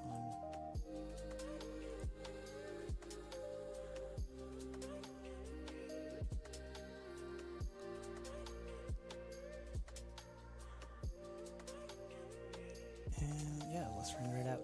So while it renders, I'll just quickly just say again, in case you're a VFX artist or something that, you know, stumbles upon this video sometime in the future, this is not a tutorial or a tutorial or anything like that. It's more like a stream where I wanted it to be a little bit educational, just for people who have very little knowledge about VFX or how to work with it. And also I have a little bit of a unique angle, I guess, because I came sort of from animation, then became really good at VFX, and then also I have my own production company where we make documentaries, and I've been sort of a producer and director in a lot of different jobs, and I feel like I've been through the whole hurdle, and that allows me to be quite flexible with the type of work that I can get, right? So like if you're also just a regular filmmaker interested in just knowing how to composite or anything like that, like, so it's mostly meant to be sort of like educational in a way, or like, but not like a specific tutorial on like, oh, I'm gonna teach you how to do this, right? So it's mostly like, yeah, just getting a sort of an overview of what VFX is and the power of compositing. And for this particular project, it's super cool. It's an indie film made in South America, where I get to share it online, and that's pretty unique as well. Like, it's super hard to get projects where you can actually show the process and everything. And plus, it's a super beautiful film. I love how the story and how it looks, and I'm super curious to see the final result as well. So yeah, that is for some future filmmaker or VFX artist. I hope that made sense, and I know for sure that if I was younger and I have stumbled upon this video, I think I would appreciate it a lot. I think so, kind of making it for my younger self. With that said, also I'm not sure about this. It really depends on who ends up watching the most, but I would have to look. But I think I would stream one day English and one day Spanish, just to be able to reach the Spanish speaking community, but that doesn't have the ability to speak English, but also has a hard time with it, and then also wants to learn about filmmaking and how they can get into it and stuff like that. Because I feel like I've been fortunately enough to be able to study what I did with a lot of hard work and a lot of money invested into myself.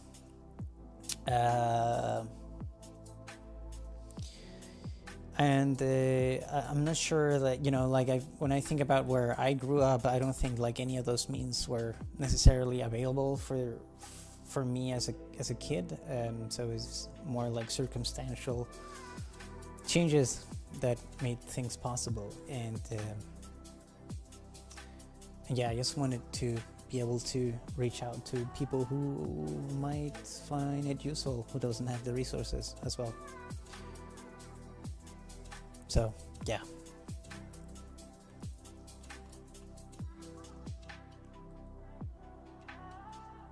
Okay, so that rendered out, and so let's see now.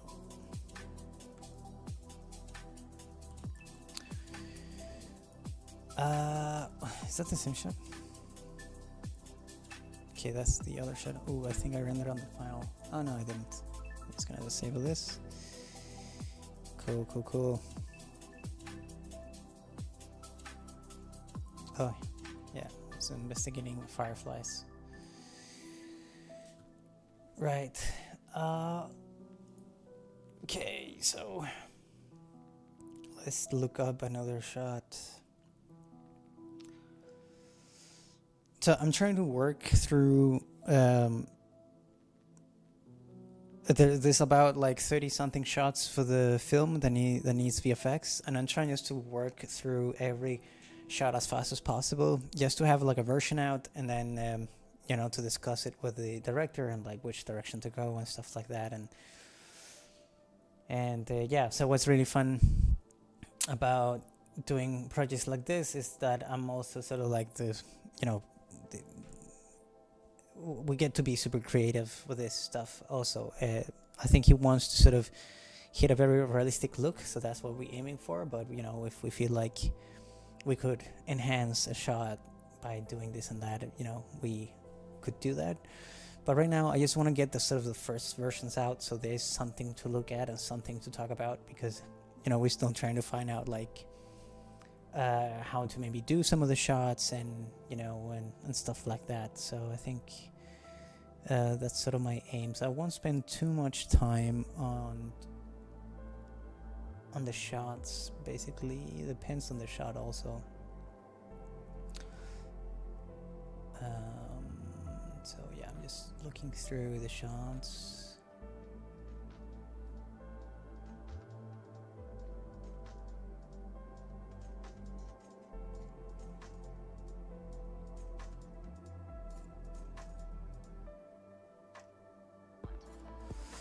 Okay, so shot 5. Let's see. That is on my list. It is a nighttime shot that also requires stars and moon, and I am working with that right now. So I have all the elements with me. I just have to figure out which shot that is. I think it's this one, maybe. What does it look like? I think it's the shot. Yeah. Yeah, that's the shot.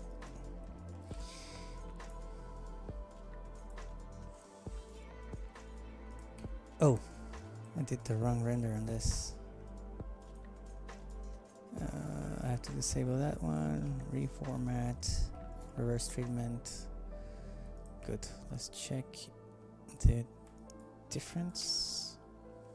That is all that has changed. So that looks correct.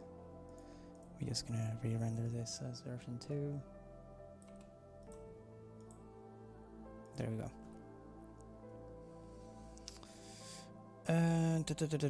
Term, and then I had this one, so I'm just gonna open up a template.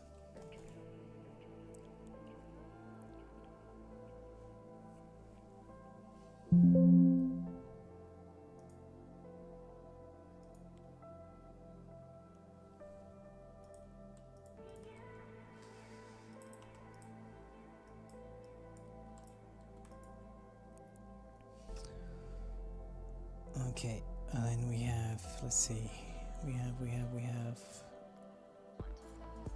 I need this, there we go, here, put it in there, delete that note, it's not relevant for that shot, I think also I have it here, yeah, cool. Have to copy this as well.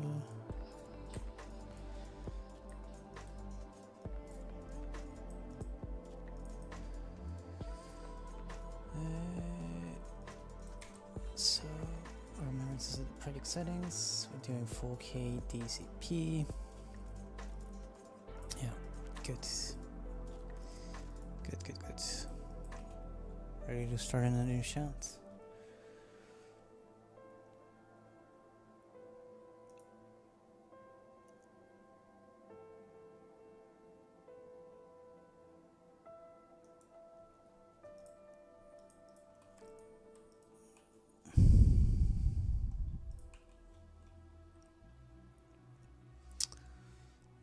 Okay, so yeah, there we go. It's a very dark shot, and let's check the frame rate, or the frame range. It's 407. That's what we want for our project setting. Oops, there we go. Right, I'm just gonna hit play on this just to see if there's any camera movement.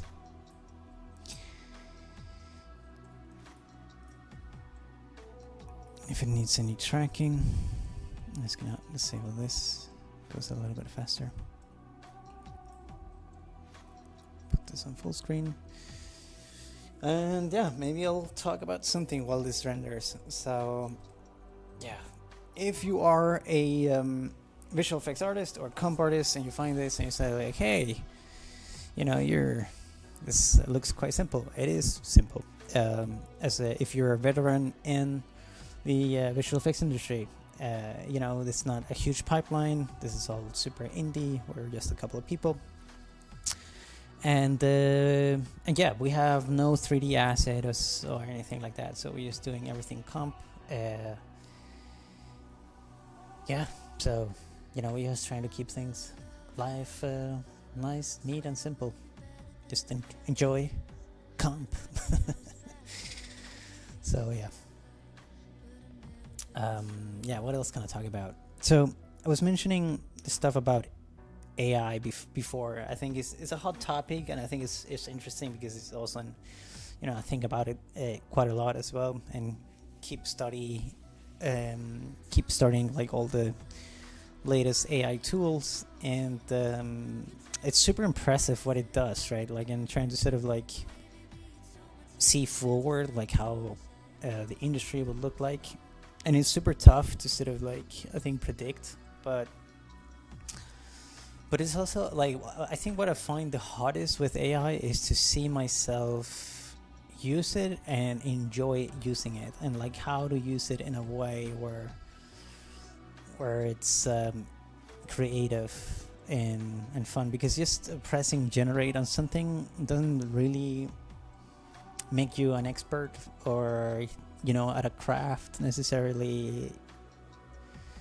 Like as I mentioned previously here, as I showed here previously in the stream, we were doing like a moon, right? And the beauty about like having a moon on a 3D sphere that you can rotate and you can angle it exactly the way you want. It's sort of the power that comes with comping or working with like 3D stuff and stuff like that. And I think it's super hard, I think, for AI if you tell the moon to generate like the moon, and then you say that, can you rotate it like 45 degrees on X and 20 degrees on Y, and have the light direction hit it right and stuff like that. I'm not sure. Like if you press generate on that every time, it would give you something different. So it's the thing with AI is like the lack of control and the lower quality of image it generates, right? So it's hard to sort of work on, but I'm sure that all that stuff will be improved at some point, and it gets better and better by every day. But it's interesting stuff to talk about. I think I think a lot of people are fearing for their jobs to be to disappear. I think it already has a huge influence on the industry, like the writing industry, concept artists and stuff like that. Has definitely had a huge impact on and I think it's just a matter of time, like, to see how it will be implemented sort of fully and well into a high-end production. But I think commercials, music videos, stuff like that, stuff where it doesn't really matter that it needs to be sort of like high production quality or value, like a music video, and for the most part it just needs to be like abstract and fun or whatever, or creative. So I think I think personally that jobs would sort of disappear that way. I know that for a fact as well, because I work with commercials as well and music videos, and there's definitely been way more less work for that than it used to since AI. I think what's funny now is that those big companies, I think, have tried now AI and now see that it doesn't look quite right or good, or the quality, and it's also hassly to work with and all that stuff. So now they are actually reaching back, a lot of them, to actually get some professional input into it. So I think it's all in the air, right? I think AI will definitely improve a lot of tools that we don't have yet, that we probably appreciate a lot. Okay, so that was that AI rant for a bit. So let's look and analyze the shot a bit. So again, it's a super static shot.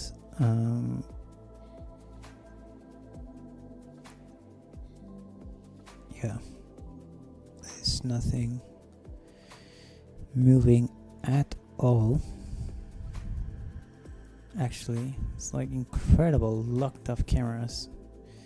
Like not a touch of wind or anything has moved it. So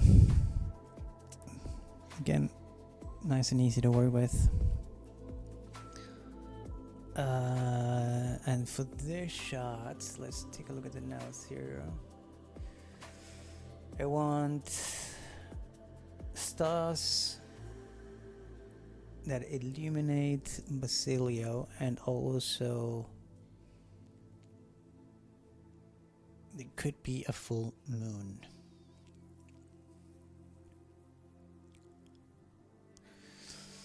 So it should be quite straightforward. We did have a, let's see, we do have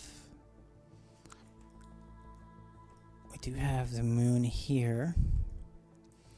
We have stars here, so I'm just gonna bring all this in to this shot.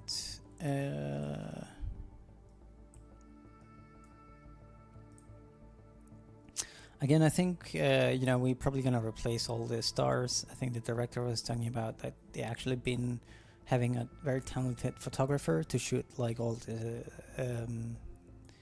like actual night skies of Peru. And I think they're making a sort of a library that we probably gonna receive at some point, and so we're probably gonna replace a lot of the stars for this. Right now, it's just like a placeholder to get a version out and discuss the shots. Sorry, I don't see if there's anybody in the chat. So there's anything new in the chats? It's not.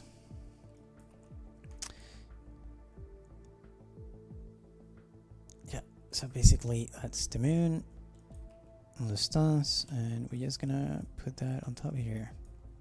And done. No, I'm kidding, of course. So let's see. Okay, yeah, we definitely need to denoise this first before we do anything. Super noisy.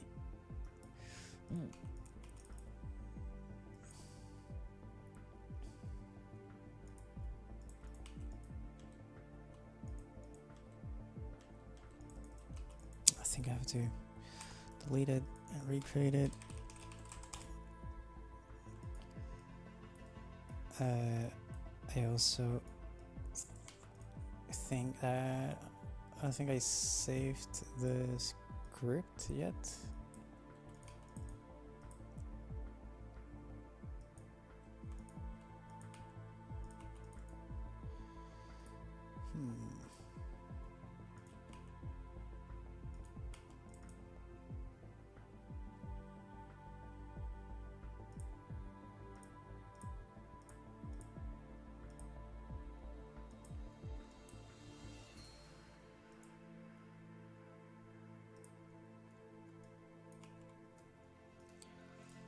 So I don't know why sometimes it doesn't sample. So film constant with flags.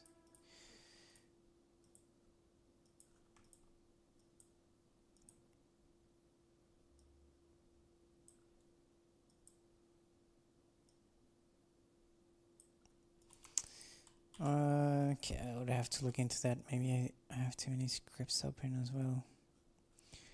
Okay, so we got a version of this.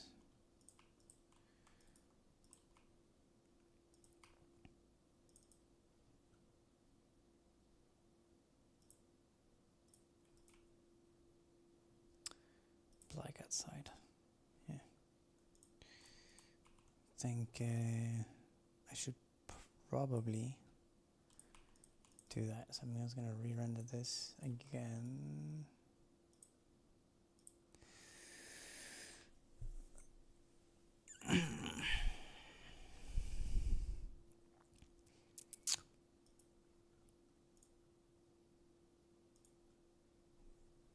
I suddenly feel way more comfortable streaming because nobody is watching. Okay, so let's see. Why can I denoise this? Let's see, can I denoise it directly from here? Source.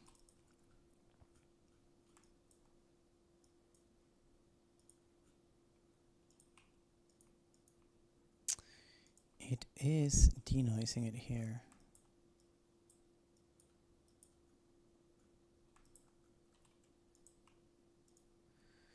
Okay, so color space.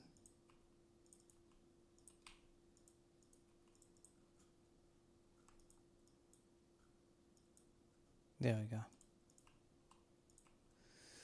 Okay, something about the frame hold. It doesn't like that apparently.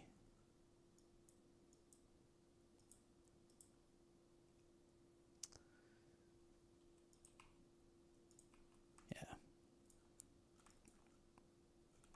Okay.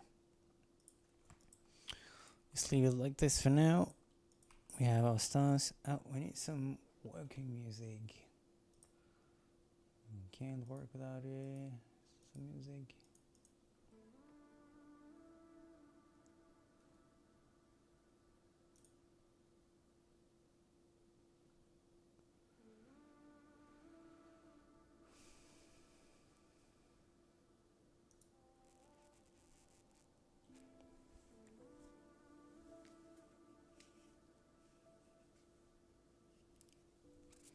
Oh, the stream seems to be failing. Is that...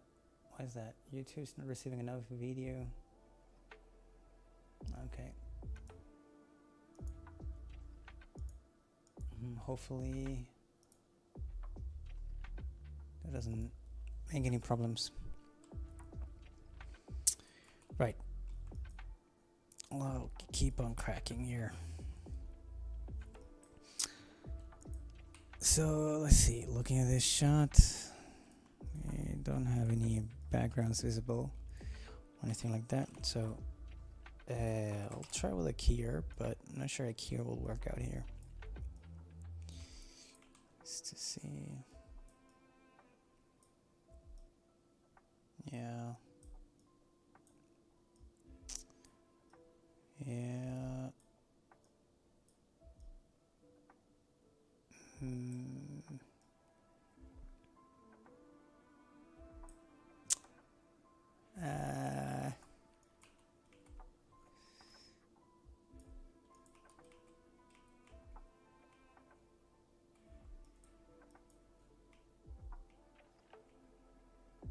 No.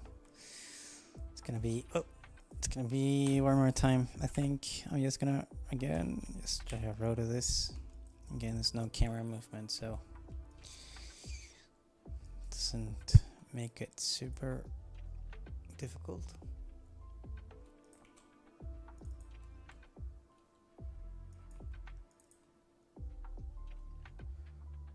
Just roll to this. Oh.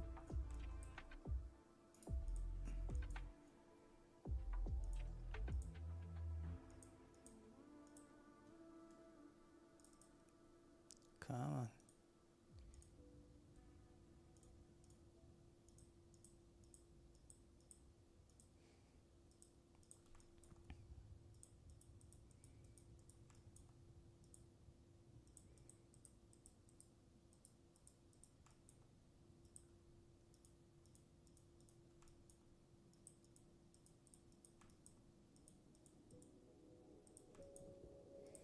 Try to be a little bit precise.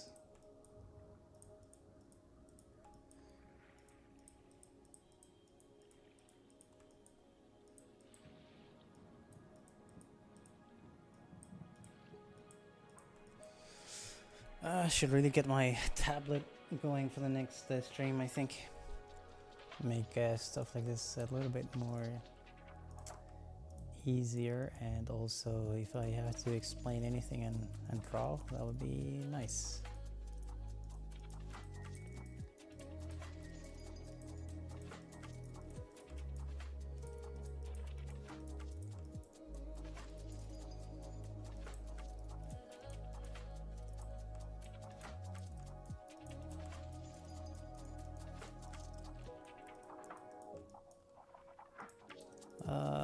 Yeah, what can we talk about?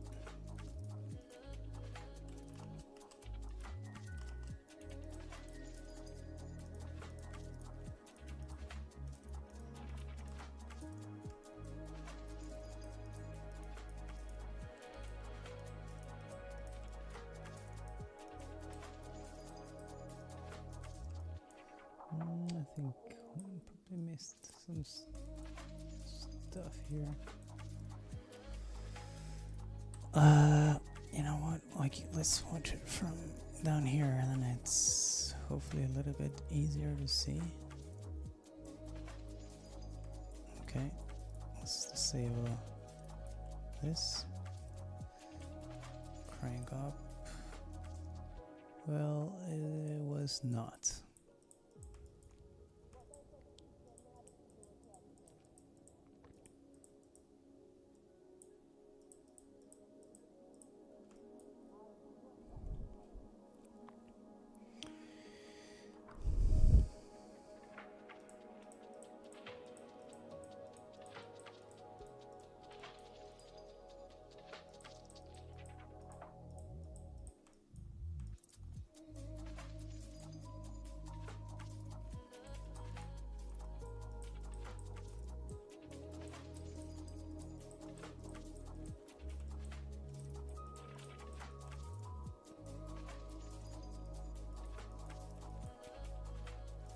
Also, actually, for I totally forgot as well.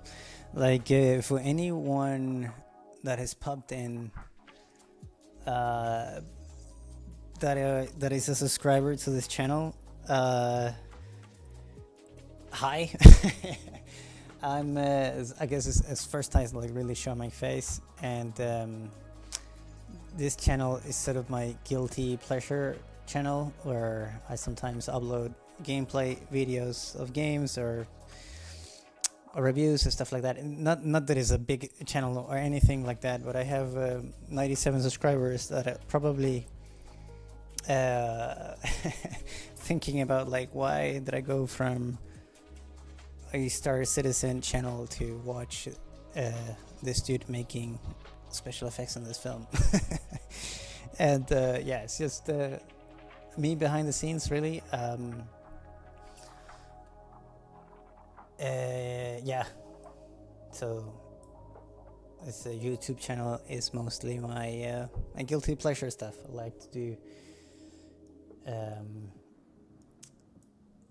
I like to gaming. I love film and games, and you know, like something that also drove me into this industry and to study what I did is because I actually wanted to work with games in the first place. Also, I just never really got to work with like any big games. We did develop a couple of games in school, and I tried to make a couple of games with a couple of friends that unfortunately just never came to fruition. Yeah, just because of friendships and maybe also like feature creep on the project. It was supposed to be a small project, and it got bigger,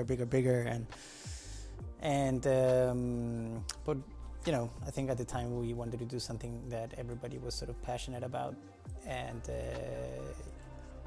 yeah, unfortunately it didn't come to anything, but it was looking promising. It was. And so, and then last year I also started another game project, a new game project with some other friends, and I only had like a couple of weeks to work on it, and it was actually looking, I think it would be so fun to make that game, and hopefully it's simple enough to do, but it really depends on how much a schedule is going to look like for the rest of the year. Hopefully I can put some more time into it this year as well. So if you are watching this after the fact, because there's no one watching right now, please just write a comment in the video, and if you feel like you I think that would be fun to see the development of it. I see why not we just be streaming it as well. So yeah, and to maybe also iterate a little bit like why and how it's possible for me to work on sort of like films and games at the same time. It's because actually right now I'm doing compositing, and compositing is like not relevant at all for games, but I'm also a CG generalist, so you know, I can do modeling, texturing, rigging, etc. I can't animate. I'm not a good animator. I'm a very, very bad animator, but I can do sort of like all of the aspects. I'm a quite good like technical artist as well. And so that's why, and a lot of the elements are the same thing when you work with a film or you work with a animation project or a game. Like a lot of those tools are the same and philosophies are the same roughly, right? Like this stuff like topology and 3D modeling that, you know, it's a little bit different in games, but for the most part it needs to be a functional model and etc., right? So a lot of the things carry over in both, and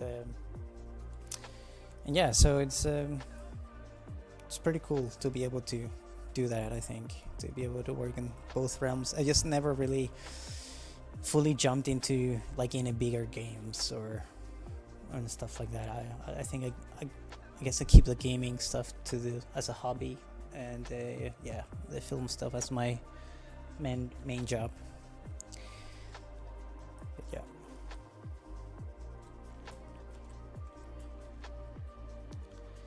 Okay, I think this mask looks okay. Let's see how it looks once we put on the sky on top.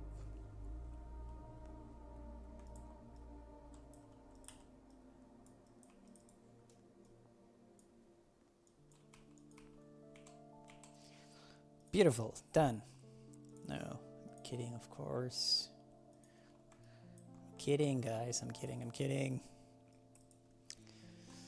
Yeah, so I think a nice guy. Yeah, let's do something like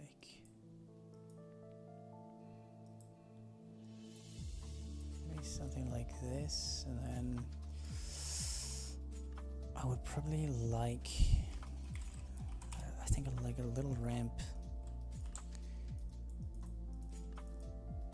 on the horizon line. Like I don't like the stars right here at the horizon, so I'm just gonna cut them out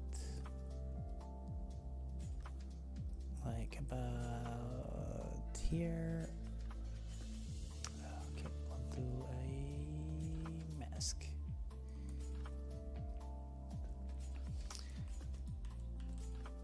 Sort of like just do this a little bit, something like that. Right. It's a little rough to cut. Soften that out.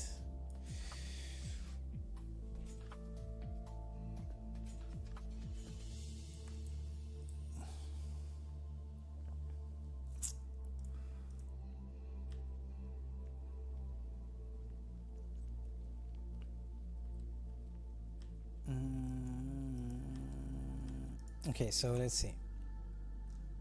Now we're looking through with color, and you know, it's a nice sky shot, so I'm probably okay. So this is, I think this is mostly a star treatment. So I'll take this down here, and then I'll do like a black levels here.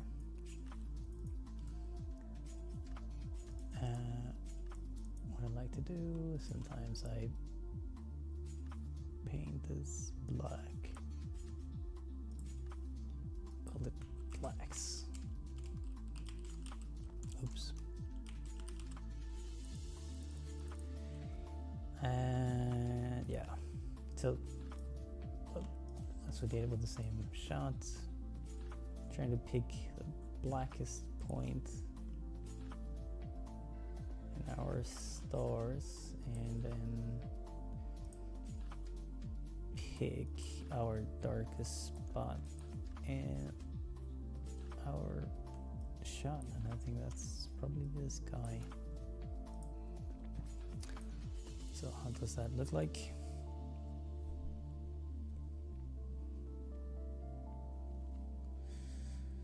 It's not too bad. Not perfect, but not bad. It's disabling, enabling. Oh yeah. Okay, we're getting into the same color space. And what did we do? We did some whites and oh yeah, some reinforcement. So we need some blacks here as well. Actually, we can just copy the same blacks, I think, for this. Okay, they need a little bit more of a boost.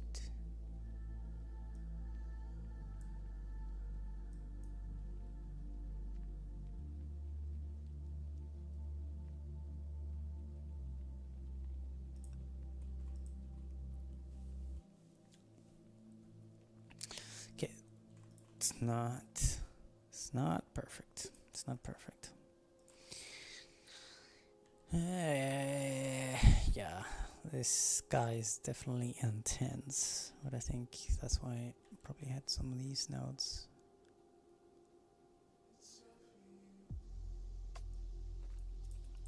So I'm just gonna create a new one. Just gonna take this one out of the pipe.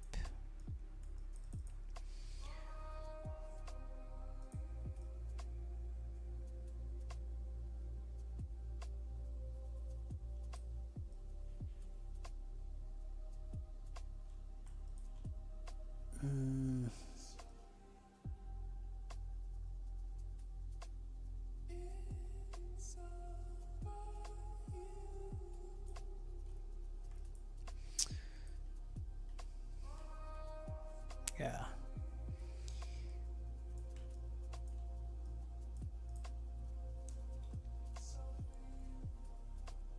Am I still streaming? Still live? Yes, I am. I'm not sure. Is it still streaming on YouTube?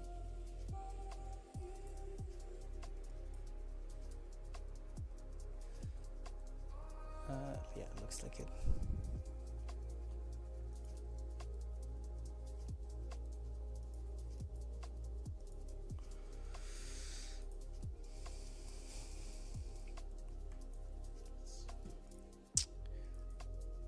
Okay, waypoints. I think so. I think for this shot, we didn't do it so much for the other one, but I think for this shot, I sort of want the moon to sort of illuminate a little bit more, right? Like, yeah, we need to tone down these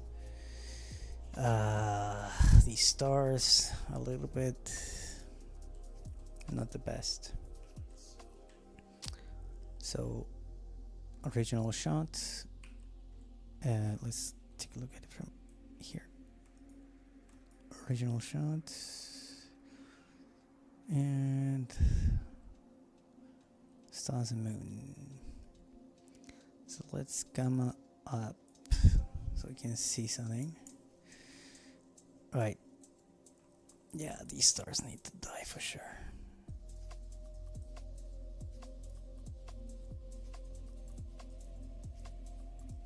Something like this, maybe.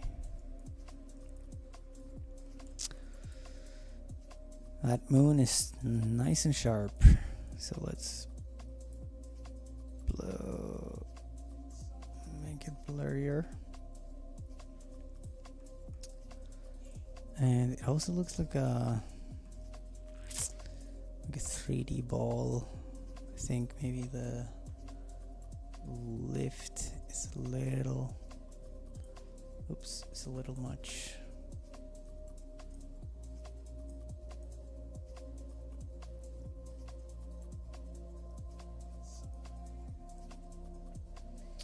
I'm gonna keep it really close.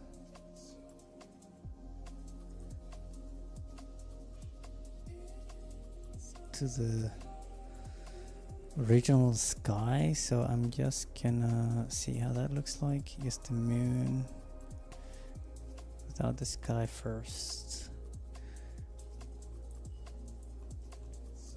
and yeah, just bump this up a bit.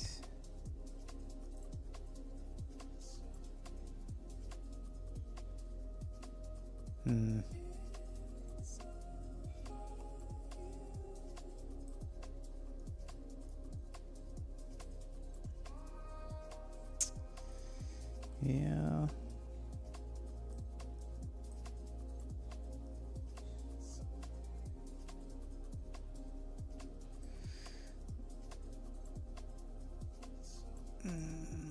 Yeah, I'm not a super fan. What do I have here? The whites.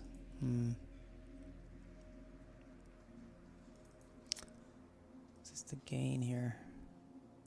Oh. Oh boy. Yeah, okay. So I'll have to disable these first, because otherwise I'm not doing this right. Okay. Black. And oh, yeah, that's right. Black.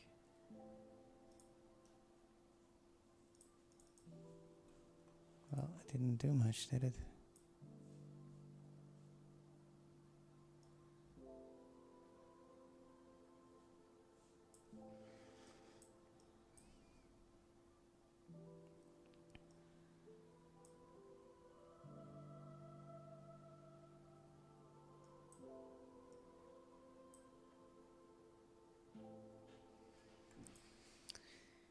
I'm not entirely convinced by the blacks here, but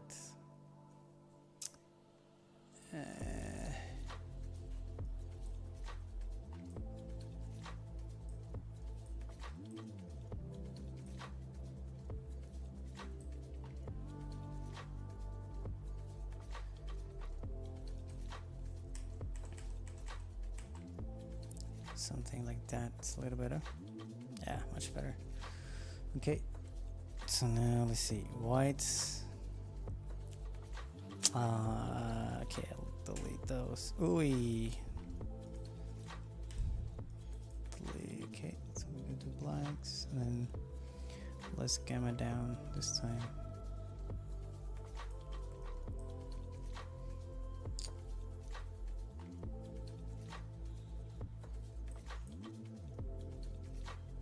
You know what? Let's try. Oops. Yeah, that's right.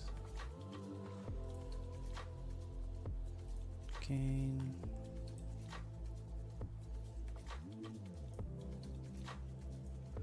Ooh, that's probably not gonna work.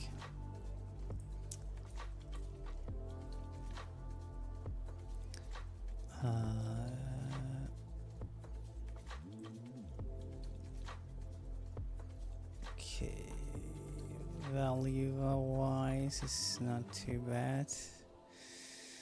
And the and the lows.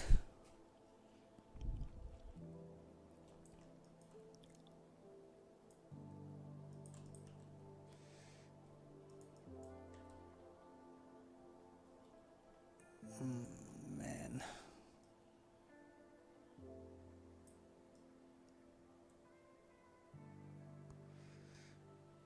Was quite horrible.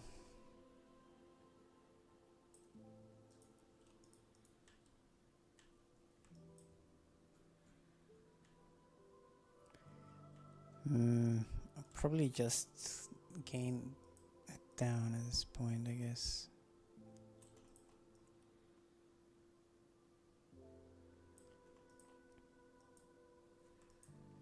So let's see again.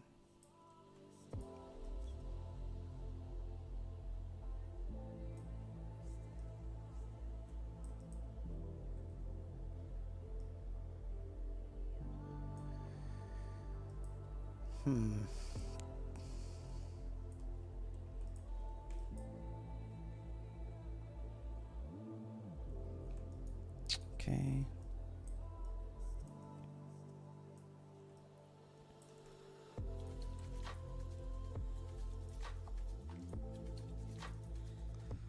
Let's do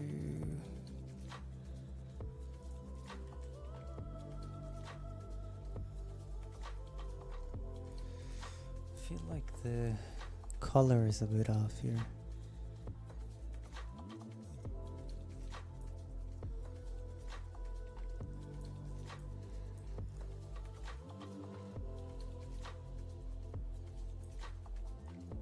Ooh.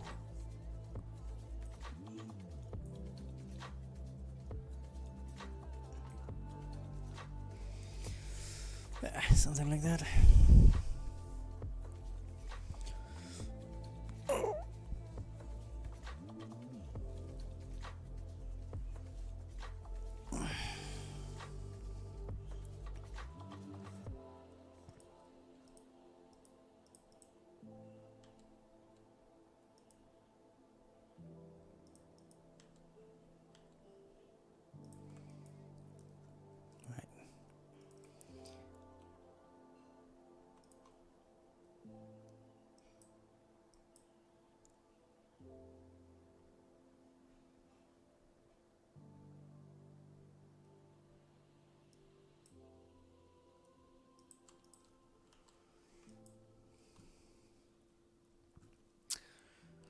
Better. Getting there. Slowly.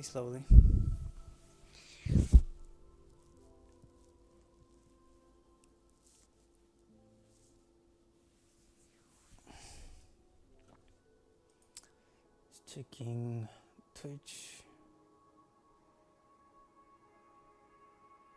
Yeah.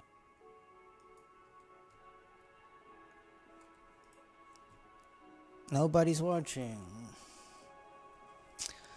That's good. It's nice for my first stream. I don't have any pressure on when it's live.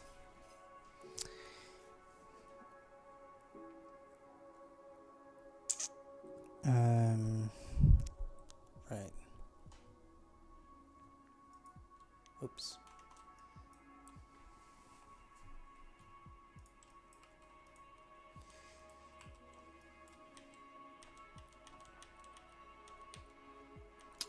Okay, it's not entirely perfect. I feel like the system, the sky stuff here is a little.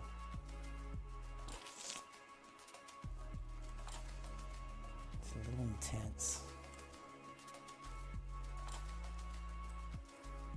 Maybe if we move it up a little bit more.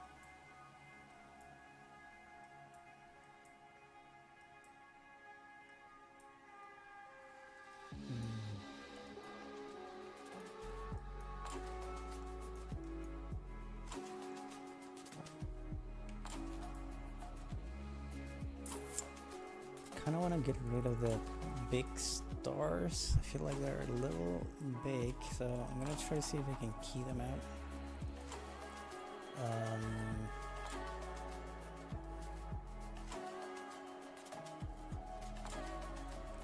Should probably do that from here. Let's see.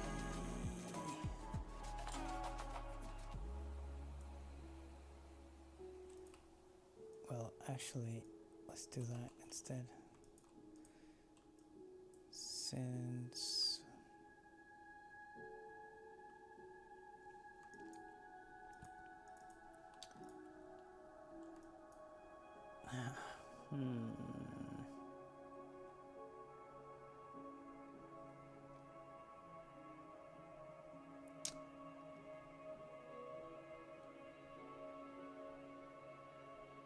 oh, shit.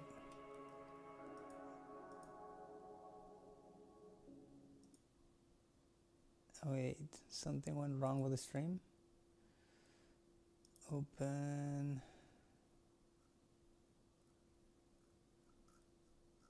No, it's running. It just gave me like a warning.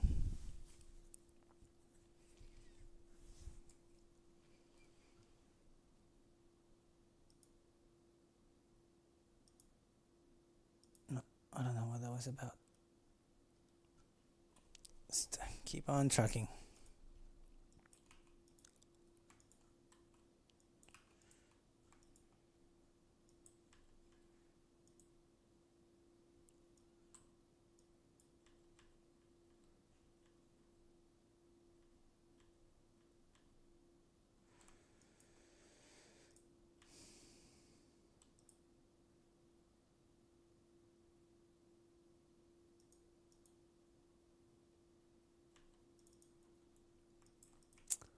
Okay, I think I fucked up when I was moving this around because I was keying it very specific, or sort of like matching the blacks very specifically to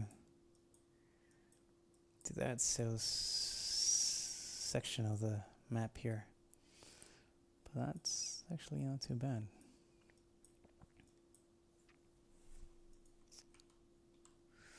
I do wanna maybe just multiply it down a bit.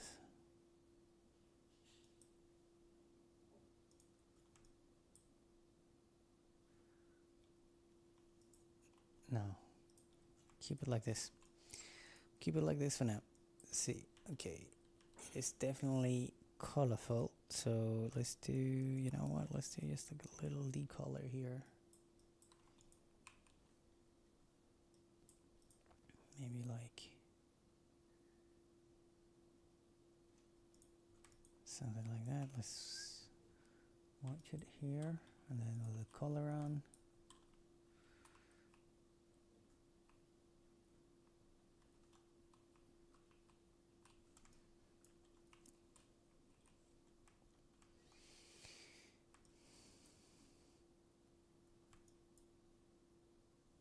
Yeah, I think I'm gonna just delete some of the stars. Sorry, I think I had to kill the music because I think it was give me some warning about it.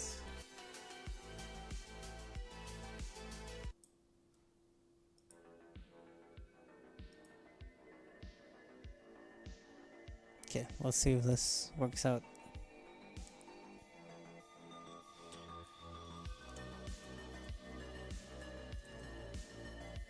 Maybe stencil and then yeah, just take out the stars that I don't really like. It'd actually be much nicer to paint them out.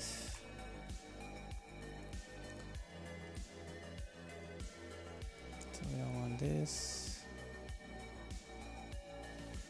We don't want this, that, this. Just all the big ones.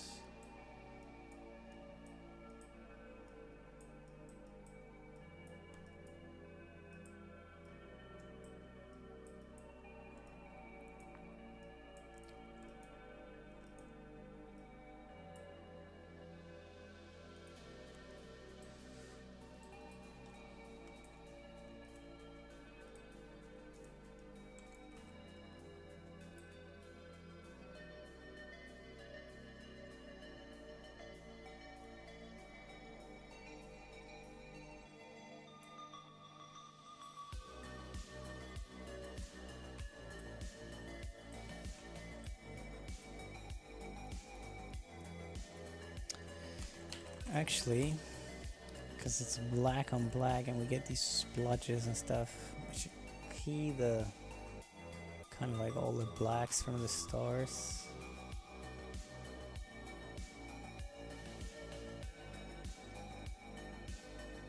Or do something more like this, I think. And then yeah, let's see if we just pre-mold this maybe, and then we use that to eliminate the stars once we watch it. Should be all good.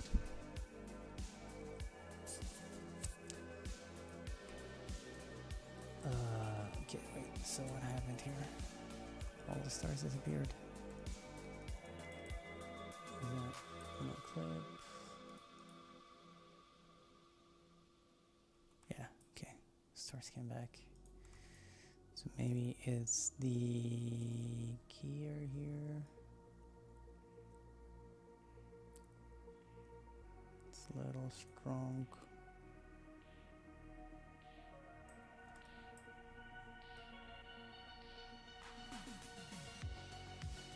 Yeah, maybe something like that. Remove some of them.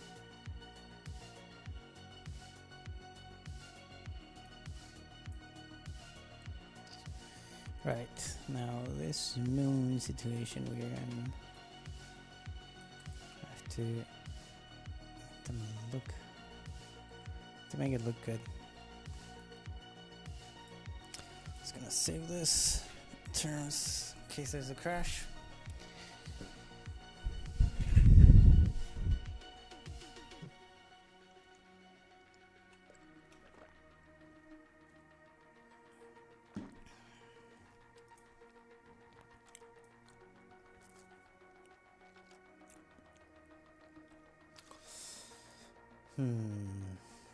So, right, this lighting is probably quite intense. Let's try to take it down a bit.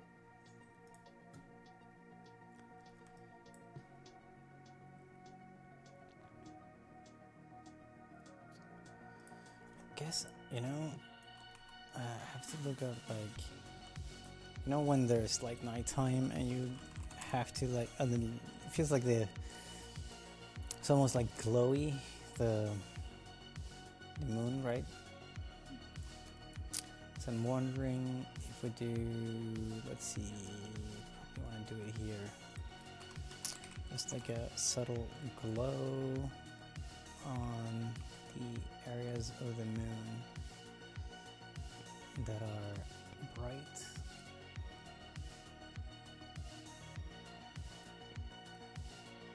Yeah, also like something like this maybe. Let's see how that turns out.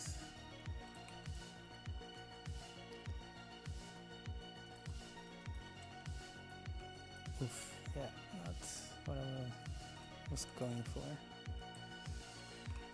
5.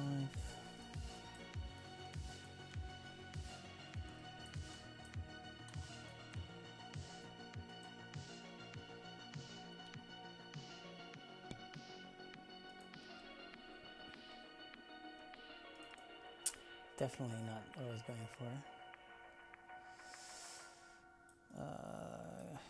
Let's blur the crap out of this.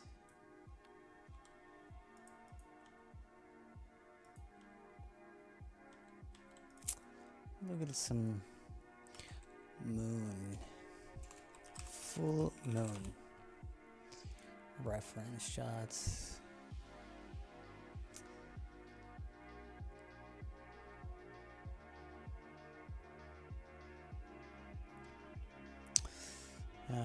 Definitely need to make sort of like a light source from it. Because right now we have lit it, right? So it looks like a full-ish moon. It's not completely full. But yeah, we need to sort of like blow it up. So it's light. So I think maybe if we do take its position, right, its last position, and we key it, because yeah, why not? And let's erode this.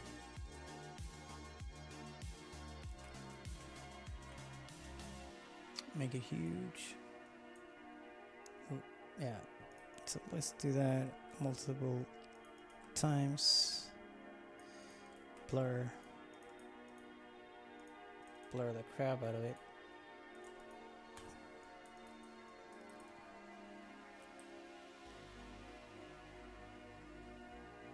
Yeah, something like this, and maybe we put that and that together on a plus. And we also blur the crap out of this.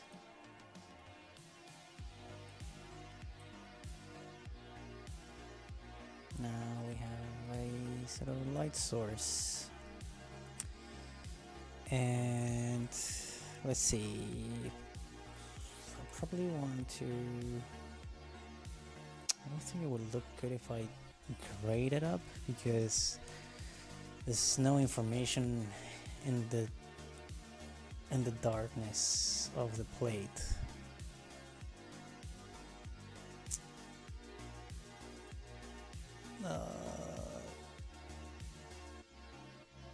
Yeah, so let's see how this will look. Oof, yeah, not good. Definitely not what you want. So I think I'll maybe if we just do like a plus here directly and take a look. Okay, it's subtle. It's good. Subtle's good. And we can then, let's see.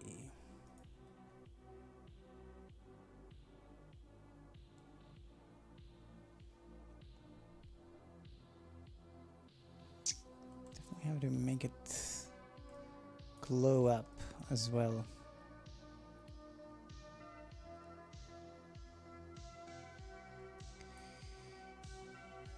And maybe it's actually better. I'm gonna delete that.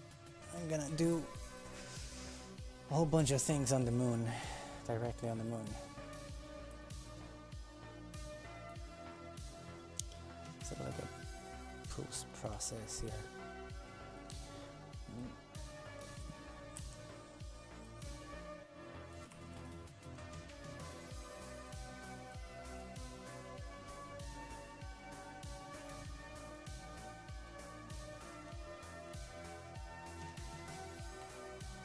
And then put it into that.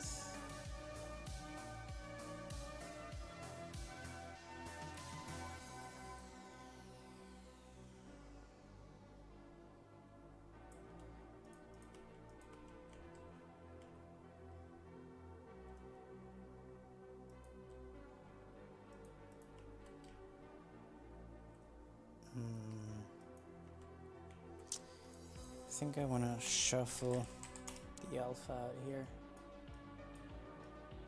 to get that as an RBG as well. Let's see how that looks like. Boom, it blows up.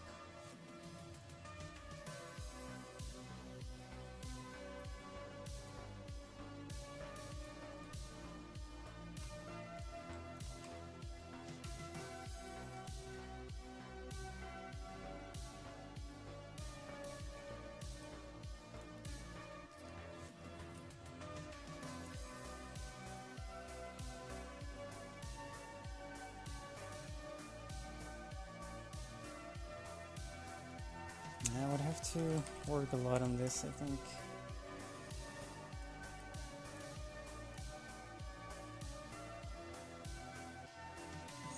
To make it sort of feel right. Oh, that's definitely too strong. And totally looks like cut out. So yeah, I'll have to see how to improve that. The stars are looking nice with the blacks and everything. So I'm kind of happy with those. But yeah, the moon doesn't really fit in there.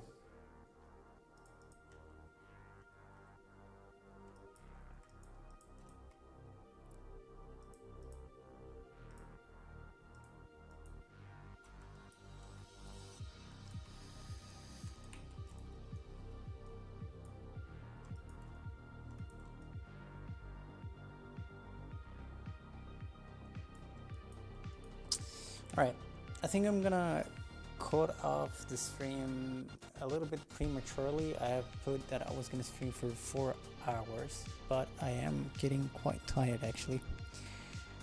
I need a little break. Is nobody in the chats? No. So I think I will wrap it up right here. Thank you so much for popping in and out.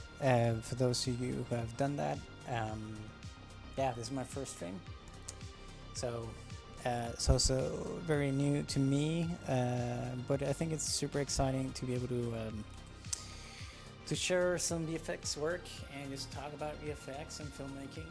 I think it's a great opportunity to sort of have it be a little bit of a learning, what do you call it, like educational purposes if you are into any aspects of filmmaking really. I think it's vital But yeah, thanks for stopping by. I will be streaming every day. I can't tomorrow, but I will be streaming Friday at 2 p.m. GMT +1. And I'll be doing that the whole next week as well. So I expect these streams to be around, 4 hours about, depending on if there's people in the chat as well, and how I feel. If I am a little tired, because I do work in the mornings as well before 2. So I have some quite long days. And I'll probably have to work a little bit after this little break as well. But yeah, just in case you want to pop by, thank you. And if you find it interesting, please let me know. And also, yeah, hope you enjoyed a sort of a chill stream, just me working. It's been fun for me as well, quite interesting. I'll continue this on Friday. Alright, thank you for watching the stream and the video, and see you next time. Bye bye.